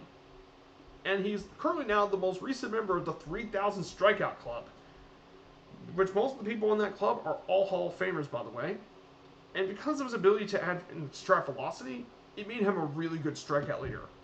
And finally, the last one, the other future Hall of Famer, Miguel Cabrera. Miggy. Probably the greatest player to come out of Venezuela. And he established him as one of the most dominant hitters, if not the most dominant hitter of the 21st century. I'm not kidding. Miguel Cabrera was amazing. His combination of strong power and contact made him feared at the plate. Miguel Cabrera is currently hit .311 with 2,939 hits, 497 home runs, and 1,775 RBIs. Miguel Cabrera, Miggy is an 11-time All-Star. He's been twice the American League MVP, the 2012 AL Triple Crown winner, a 7-time Silver Slugger, and 4 times was the American League batting champion. Miguel Cabrera was, during his prime, Miggy was probably the best hitter in baseball.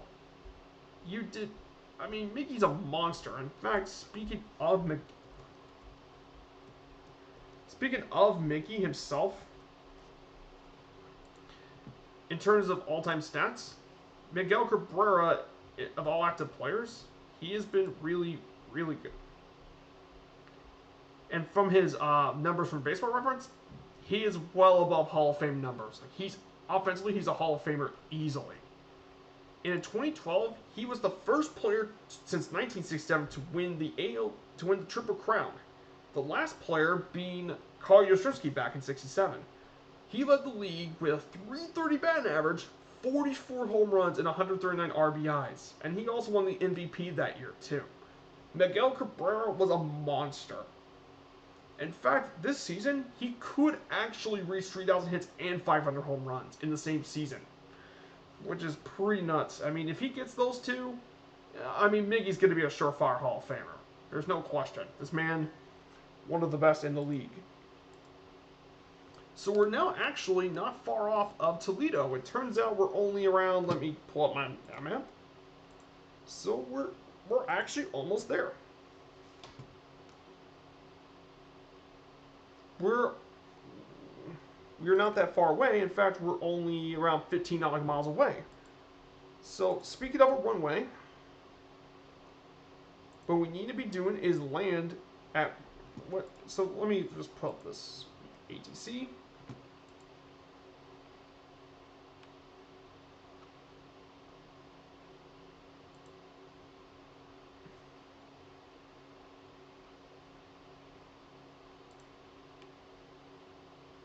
KDZ.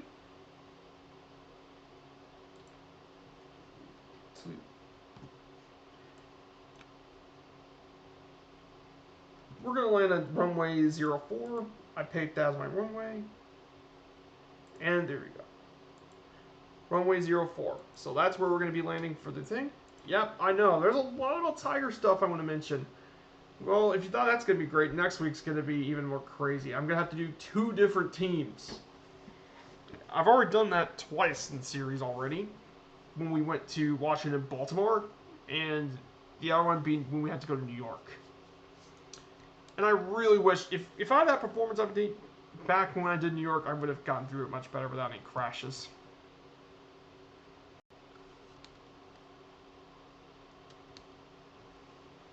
This is late, but this is amazing average. I know. Yeah. 330, like, that's extremely impressive for a modern day player. But yeah, Miguel Cabrera, amazing player. Mickey, is an amazing hitter.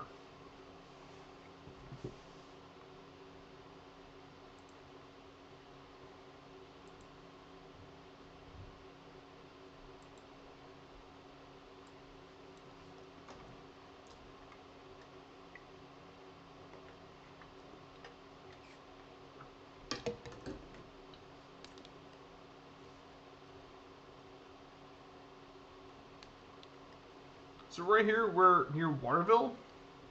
So we're all this is going across the this is the Maumee River, across Detroit. Porcel and Scherzer Verlander. Yeah, that was a great pitching team. Yeah, absolutely, they were great in 2010.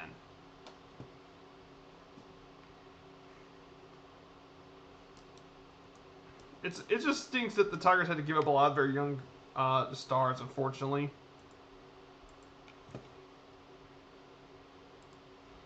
And of course, we're right in our destination. There's one more I do want to make a mention. No, let me pull up my wrong thing to pull up. This is what I want. So we're heading to Toledo, Ohio.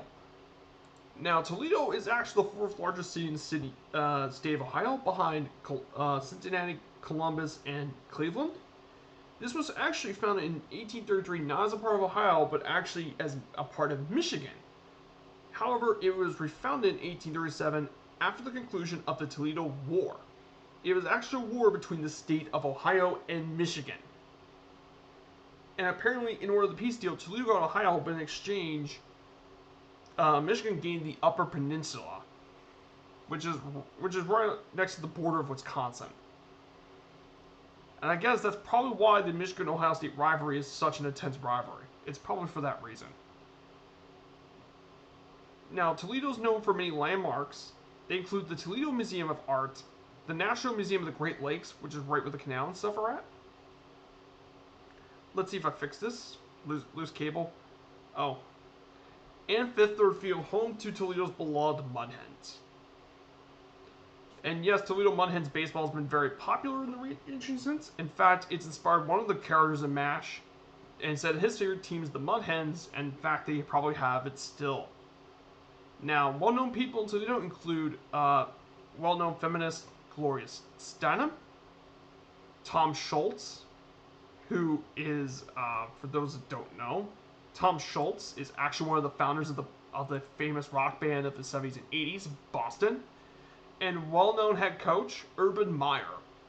Football head coach Urban Meyer, who's won multiple national championships with Florida and Ohio State, and the current coach of the Jacksonville Jaguars, Urban Meyer. Now, Toledo has a really cool nickname. They named it the Glass City, and the reason they said that was because of all the glass manufacturers that came around the city during the 1880s. In fact, the University of Toledo's football stadium is called the Glass Bowl as well. So definitely get around this area. So we're actually right next to the thing, so we're gonna go ahead and turn off this autopilot. We're gonna get ready to finally land. Boom, boom, boom.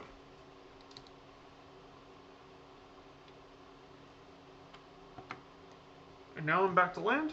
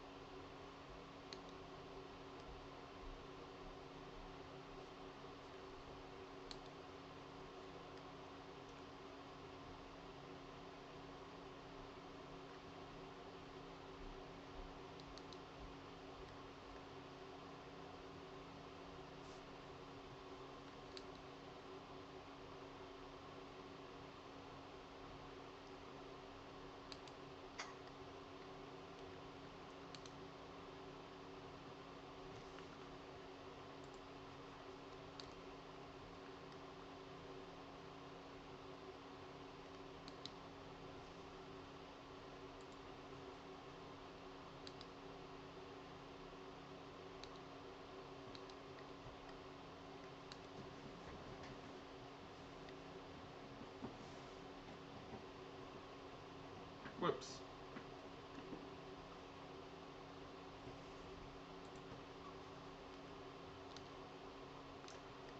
Mm-hmm. Definitely very interesting to mention. There's the landing. But yeah, Toledo's a really nice city, and there's Toledo to my left.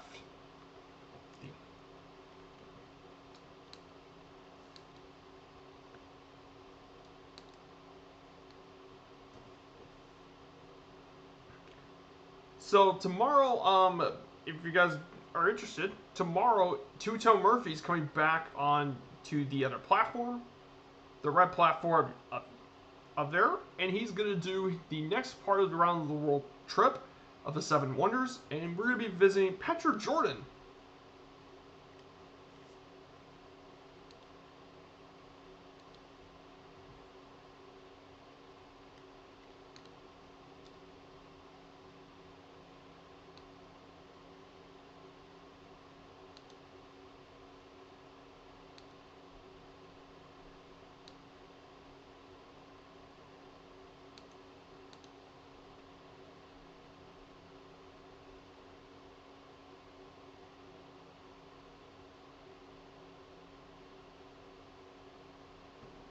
We're gonna get on now.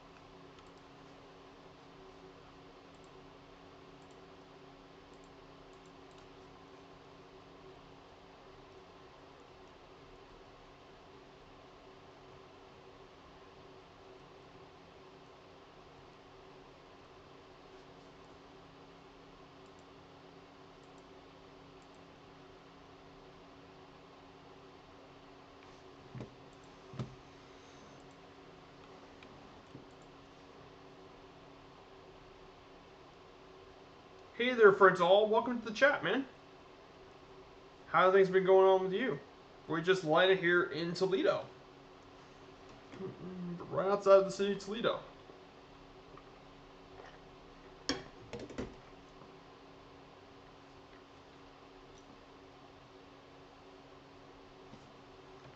So I just got done finishing talking about the Tigers and their proud history.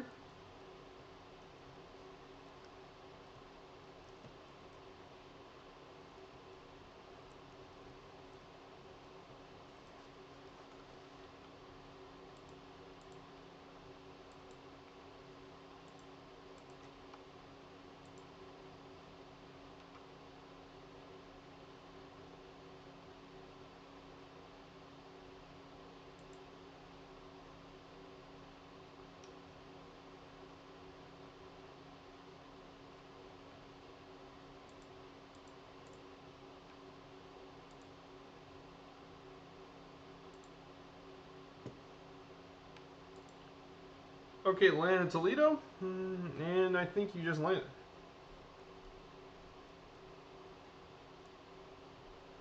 There's moving pigeon.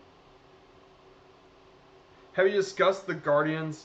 I did discuss it last week. There, yeah, the Guardians' nickname has changed. The Cleveland Indians are no more. They completely changed their name to the Guardians. I'm hoping that they might actually have some success at long last.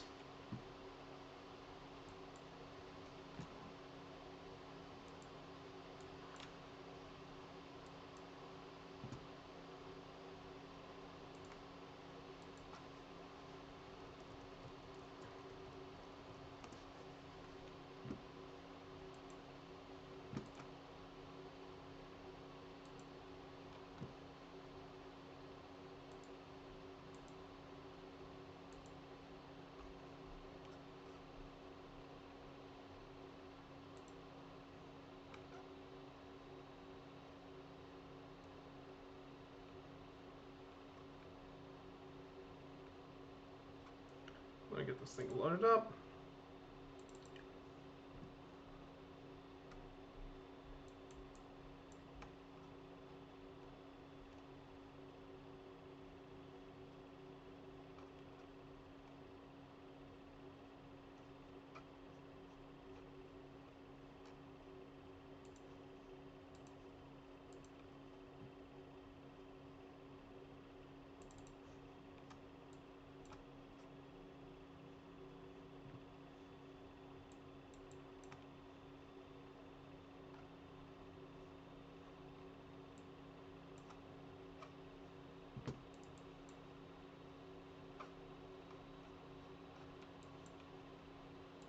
let's go ahead and get this returned.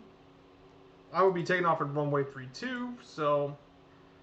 Have you seen them in person? I have not been to the city of Cleveland in person there, French All. That's a good question.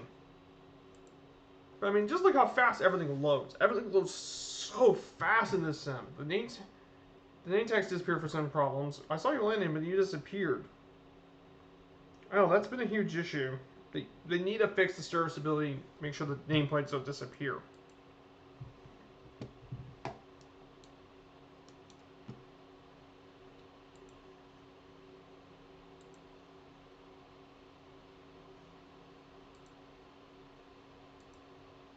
I'm going to set it back up to 1500.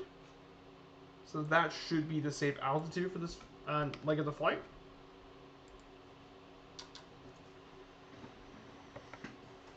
So I'm going to go ahead and take back off again.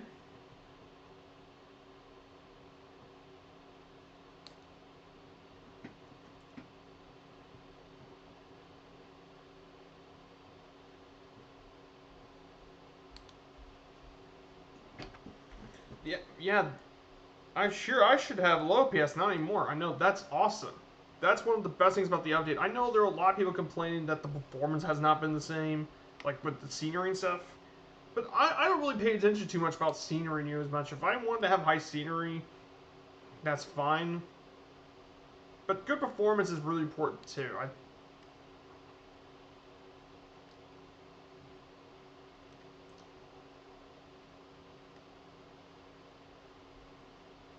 I think I do have a question though. Is Sydney, are you moving Pigeon by any chance? I bet that's who I wanted to ask. Just a simple question. Just.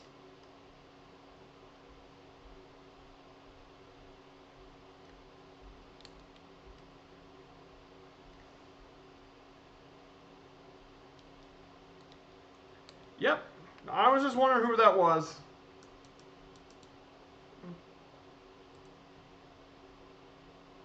Nav mode, vertical nav, and then I'm just going to go back to the flight thing. Yes, I see.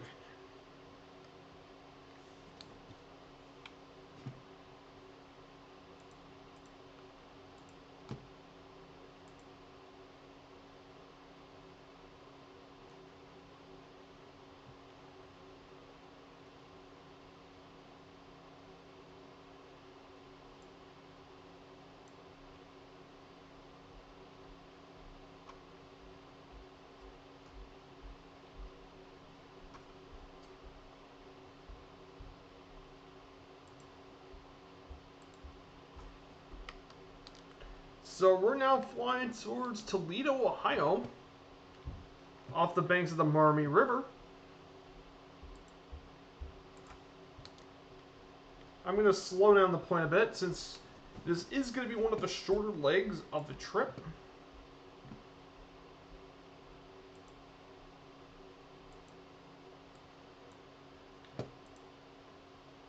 Let me go back to my camera.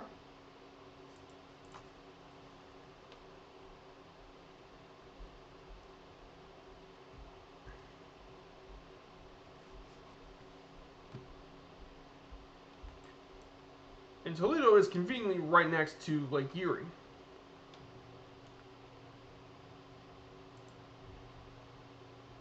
I see you in front. Yep. So there's Toledo, Ohio. Beautiful Toledo.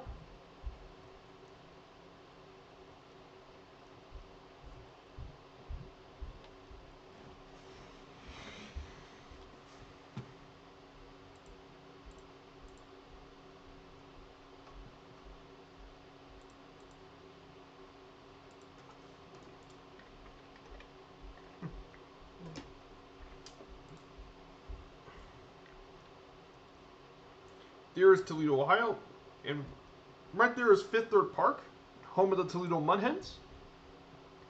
Now, a fun fact about the Mud Hens, they're named after the American coot, which is one of its nicknames are the Mud Hens. And one of the most famous things about the Mud Hens is that they are the favorite character for Jamie Farr. and he actually played as Maxwell Klinger, and the Toledo Mud Hens was his favorite team as well. In fact, he is so strong about the Toledo Mud Hens and such. The Mud Hens actually retired #1 in honor of the actor Jamie Farr, who's actually born from Toledo, which is really cool to think about it. There's just so many people flying around, and no, there's so many on Xbox and such. It's crazy. Look at that, absolutely beautiful. I think the sun's a little bright. I need it. If it's fine if I change the time.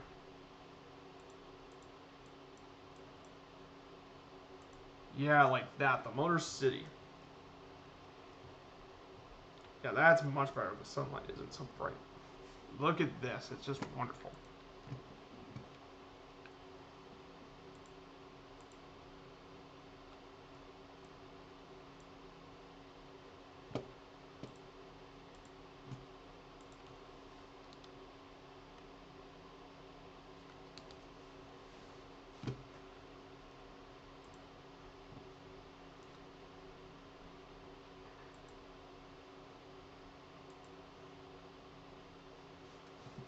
It's crazy. There's so many people.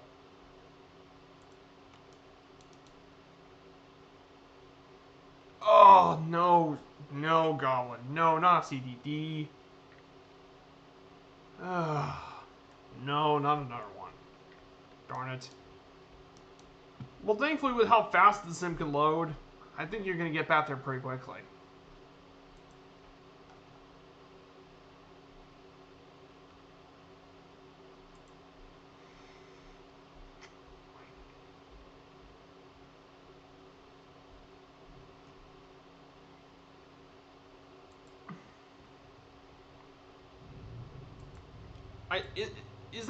I think it might be the GNS 750.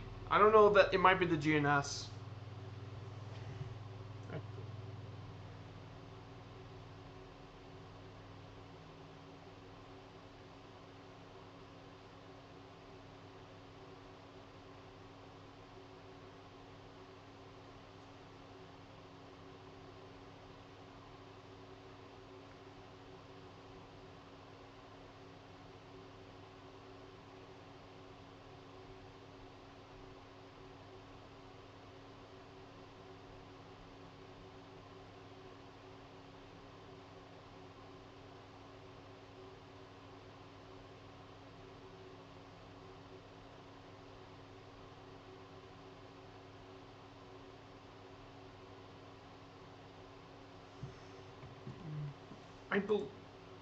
Don't get rid of it. Maybe just put it in another folder, and then that way you can insert it back.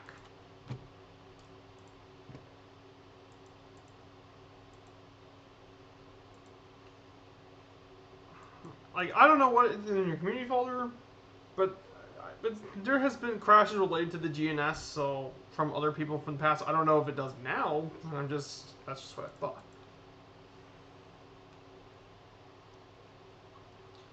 Look, this is kind of nice, flying over this area. So there is two more things I do. There's three more things I want to cover. So the first thing I want to mention is going to be Detroit, Michigan. Now, Detroit is the largest, most populous city in Michigan and is regarded as a cultural center for music, automotive industry, and more. During the late 19th and early 20th century, it became an important industrial hub at the center of the Great Lakes region, especially the automotive side, as the Big Three of America's Big Three of General Motors, Ford, and Chrysler all had factories in Detroit and made the Motor City quite the powerhouse. Now, current landmarks include the Detroit Riverfront, the Eastern Market, and the Guardian Building. Also included is Comerica Park and Ford Field, home to their many of their sports teams called Detroit Home. Obviously, the Tigers call themselves home, but also the National Football League's Detroit Lions, the NBA's Detroit Pistons, and the National Hockey League's very own Red Wings all call Detroit home. Now, well-known Detroiters, obviously, the world-famous rapper Eminem, one of the best-selling artists of the 2000s and one of the most iconic names in all rap, Henry Ford, the one who put his name on automotive history by designing the Ford Model T, the first successful mass-produced car, and Alice Cooper, the famous rocker, all from Detroit. And Detroit is home to way more people as well. But music is especially a big deal. There's so many iconic bands from Detroit. And a fun fact about it is that in 2015, Detroit was named a City of Design by UNESCO. And it's the first USC to receive such a designation, which means the City of Design is for progress and development. So that's a big deal. Then we talk about the original home of the Detroit Tigers, Tiger Stadium. This was actually opened back in 1912 at the same day as Fenway Park, and it was the home of the Tigers until 1999. It has a seating capacity of 57,000 people. Evening there, Airdoc. I found oh, you think it's the GNXI? Oh.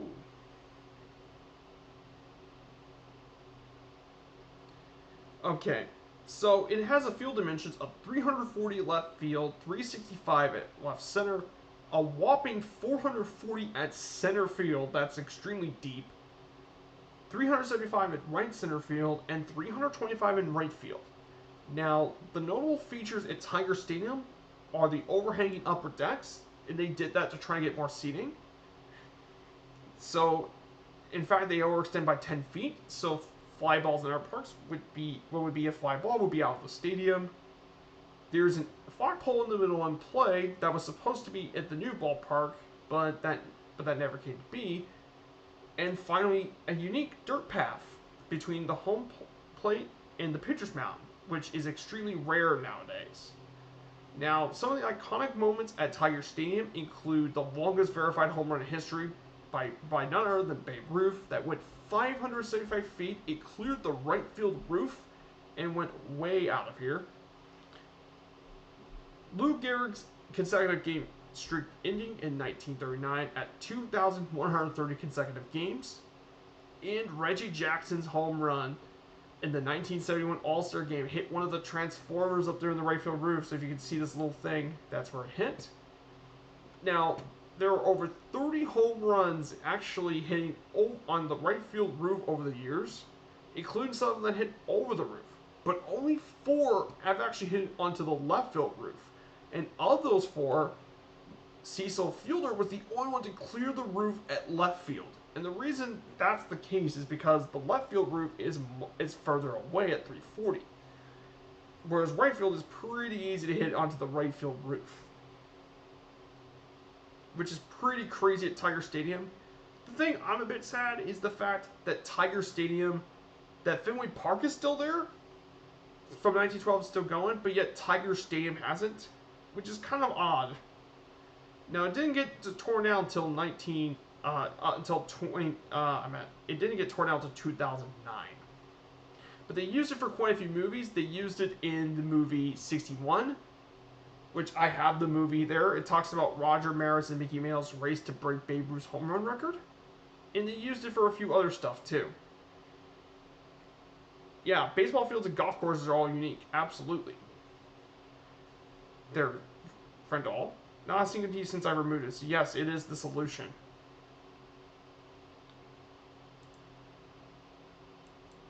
And finally, the last one, Comerica Park. This is the current home of the Tigers. It's been that since 2000.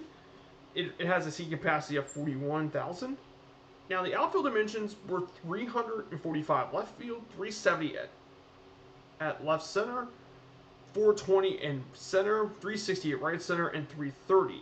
However, originally, left center was 395 feet. And because of all that, originally, Comerica Park was the most pitcher-friendly ballpark in the major leagues. Because compared to the original Tiger Stadium, it was actually much more expansive. And it led to the term Comerica National Park. So they actually had to move the dimensions by 15 feet. And now it's actually one of the more hitter-friendly parks when you consider extra base hits and such. Now, the unique features are these various statues of Tiger legends and the left field concourse area by left center, a massive scoreboard it left, and on top of it is 2 tiger statues on top of it, in a unique batter's eye with a fountain such at center field, with bushes and a fountain and 2 cars on top of it.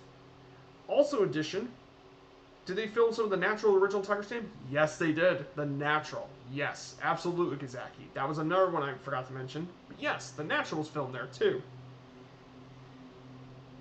As well. In addition, by the entrance of Comerica, there are 8 life-size heroic tiger statues all over the ballpark by sculptures, which is pretty cool as well. So that completes our journey here, from here to Detroit. So I'll be off for a few seconds. I have something that needs to be going on, so.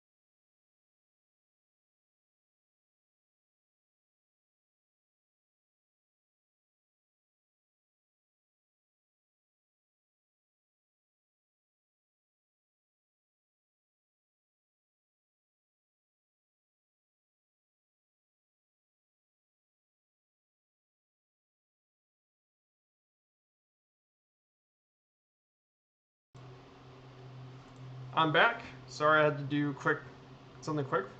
So we're now approaching the Motor City. We're now approaching Detroit. So we're now approaching the Isle of Gros Isle, which is the municipal airport in the area.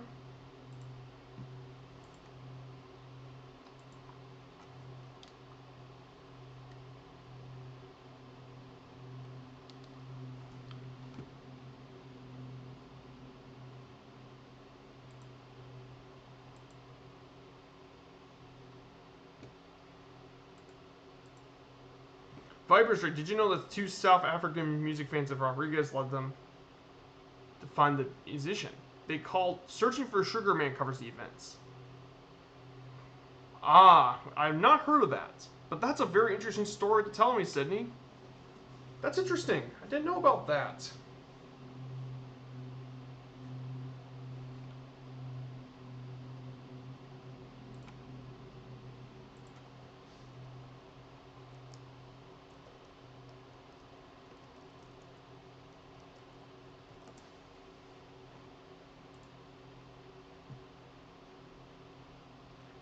Oh, Sixto Rodriguez. That's what they talked about. Yeah, I never heard of it, but yeah, that's really interesting.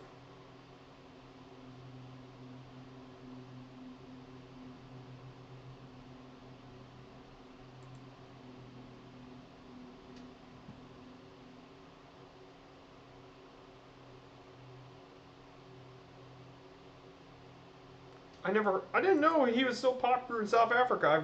If I would have known, I probably would have mentioned it.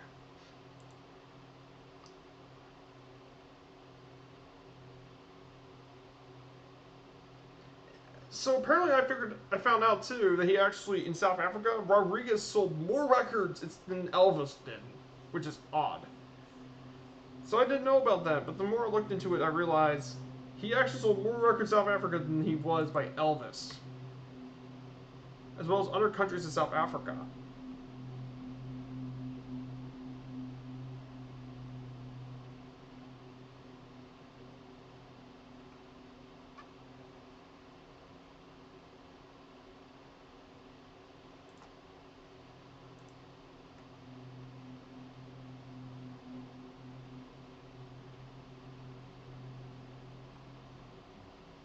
And I think we get right near Detroit to our left.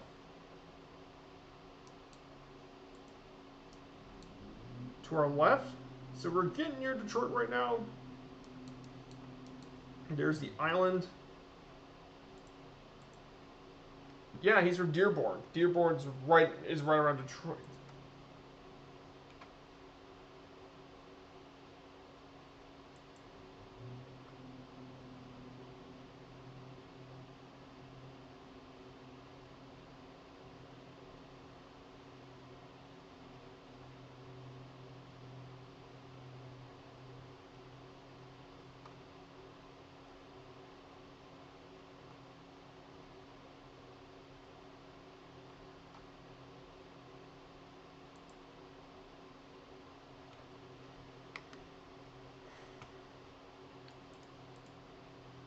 That's really cool. I didn't know about that, Sydney. Thank you. That's really awesome.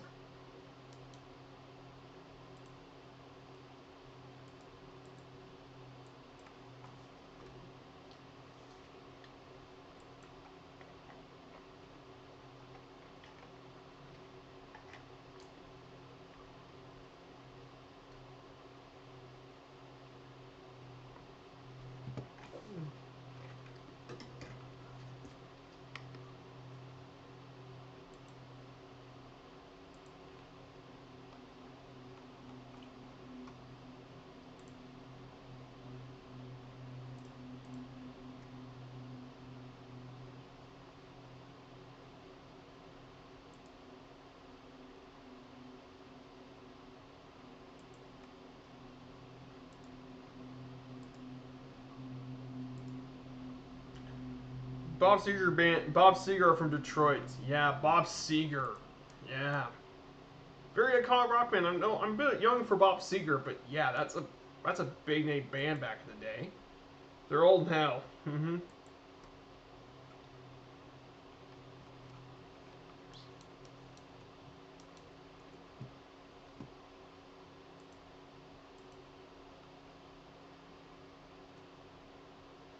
So I've actually went all the way to Canada. I'm gonna have to take back control of this planet because for some reason it's not going right.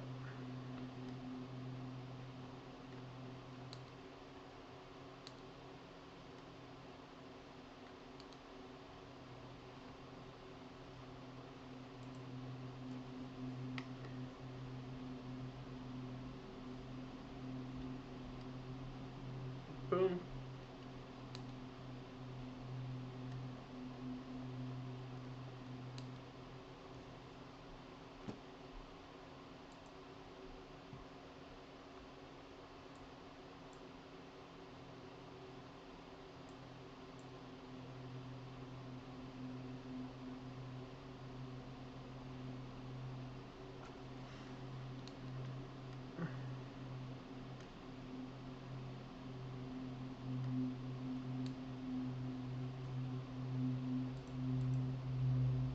Yeah, you're back in the Spitfire. Yeah, the Spitfire's a beast.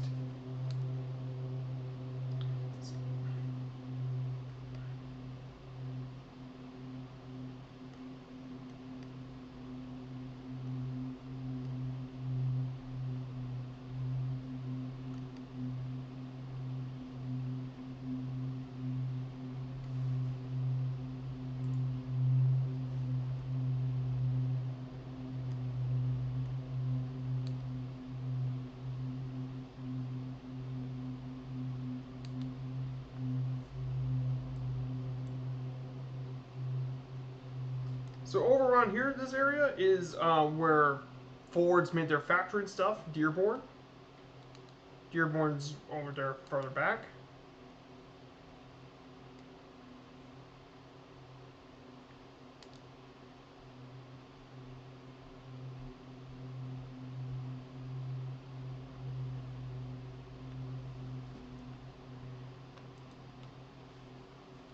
Yeah, yeah. The big interesting. Now we get to our left. This is our first Detroit waypoint. This is Ambassador Bridge to our left. So this is the bridge that connects Detroit to Windsor, Canada, in Ontario. So this is actually the Ambassador Bridge. It's definitely a unique Detroit landmark. Watch out, Zeus. Don't crash. I warned you, Zeus. That's not a good idea to get under the Ambassador Bridge. I warned you. Not a good idea.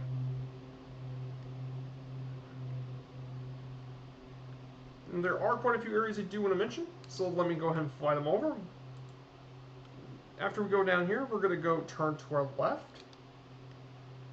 We're going to go to Navin Park.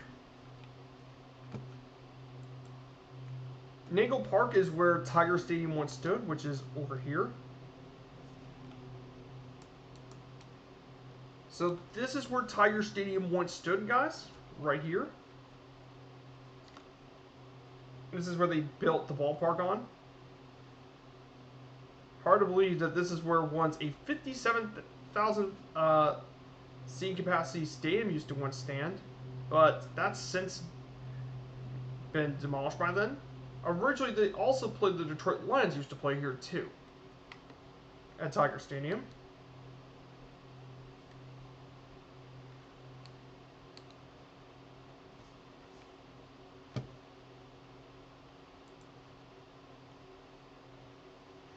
As well for the city. Over here, this round arena over here, this is the old Joe Louis Arena. This used to be the home of the National Hockey League's Red Wings, one of the most successful hockey franchises ever. Right here, there's Joe Louis Arena right here in the back. I mean, that's Joe Louis right there.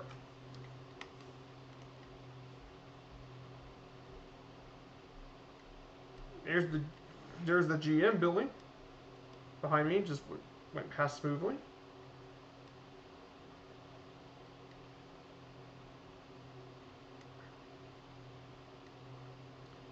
Then we're gonna finally go to Comerica Park. Here.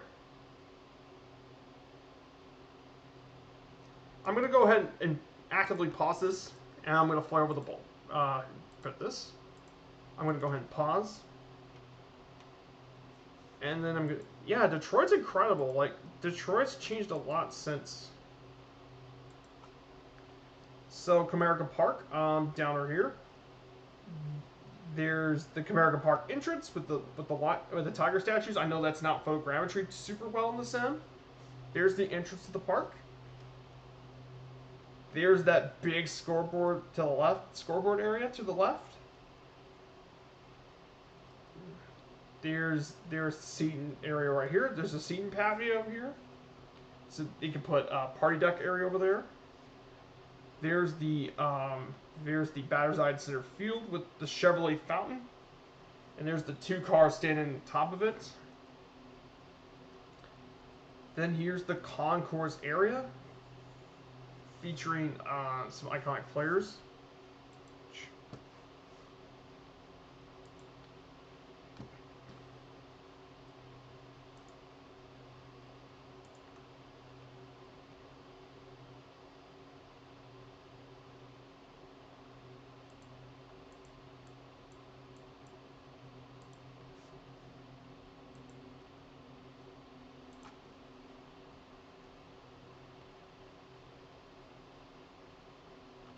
So yeah, that's Comerica Park for you.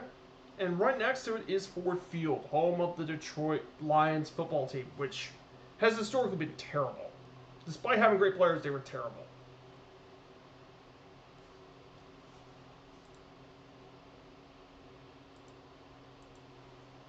Is there a Tom Selleck statue? I don't think so. Whoa, I need to get back to the cockpit external view. No, there's not a Tom Selleck statue. Okay, now we need to get to, now we need to actually get to our airport. The question is, what landing is this thing going to give me? Coleman Young. It's told me to land on base runway 33. So 33 is where I need to be landing. Down over here is the GM Detroit Hamtramck and Simbu line. Downtown Detroit is down to my left. Now we need to prepare on runway 33. Tom Selleck, he played for Big Tigers fan.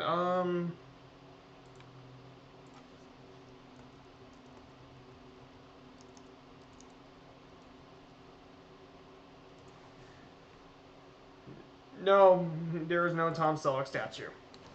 Though, that is a really cool fact. There's 3-3, so I'm going to go ahead and actually put my landing gear on for dramatic effect. Go at lead speed.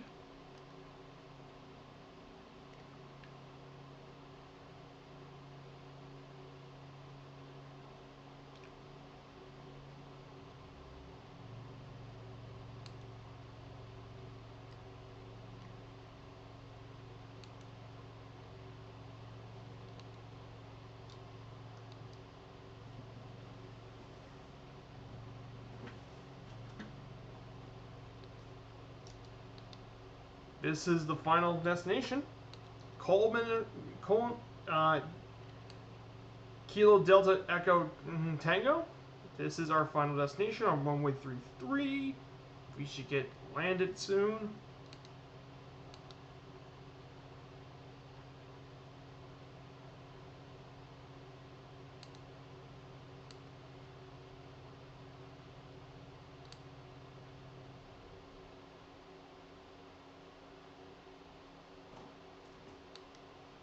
And that should be it. That's it, boys.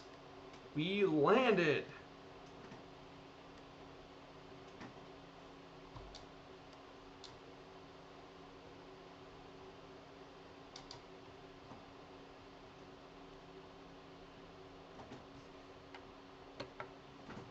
There. There we go. That should be easy to put down.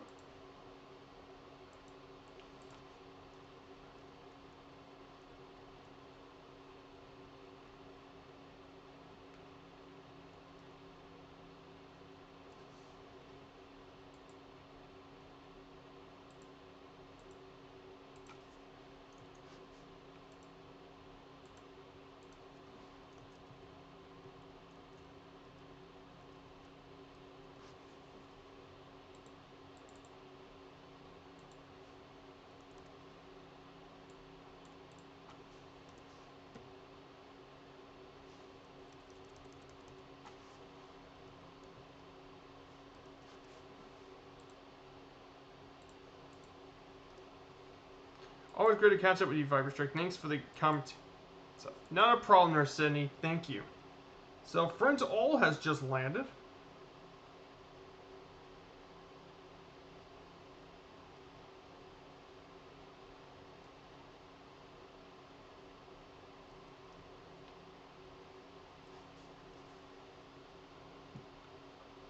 There's Druid Zeus. He's coming down.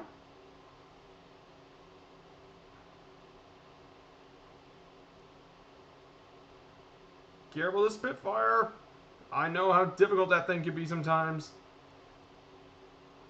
Oh, you got down. Nice. Not.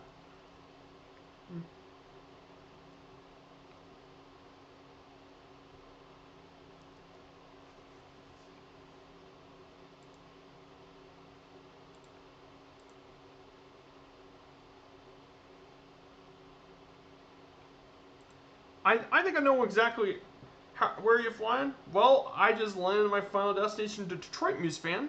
Good to see you, MuseFan. Well, we're just in the end of the stream, actually. I just landed in Detroit at Kilo Delta Echo Tango. So yeah, that's it. That's the final leg of the journey, guys. Well, I believe this is it then. So guys, I think this is about the end of our journey here today. So for those that want to know about next week, well, next week we'll be heading to the Windy City of Chicago, Illinois. We're going to check out of Chicago's two Major League Baseball teams, the Cubs and the White Sox. So this one should be a pretty good journey, and I think it'll be really fun to explore the city of Chicago. So I think, guys, meet me back at 1600 Sunday, and I hope you all have a great stream. And before we get this over, I think we need to give someone a raid, and I think I'm gonna give Granitzky a raid. He just started streaming, so I think it would be really good to visit a new streamer. Yep. Just need Granitzky 0.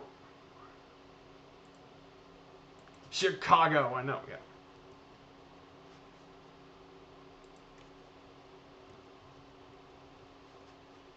Granitzky.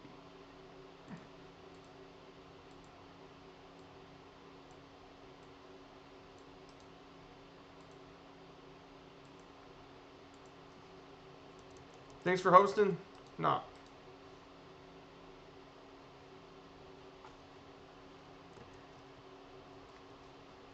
So, see you all later.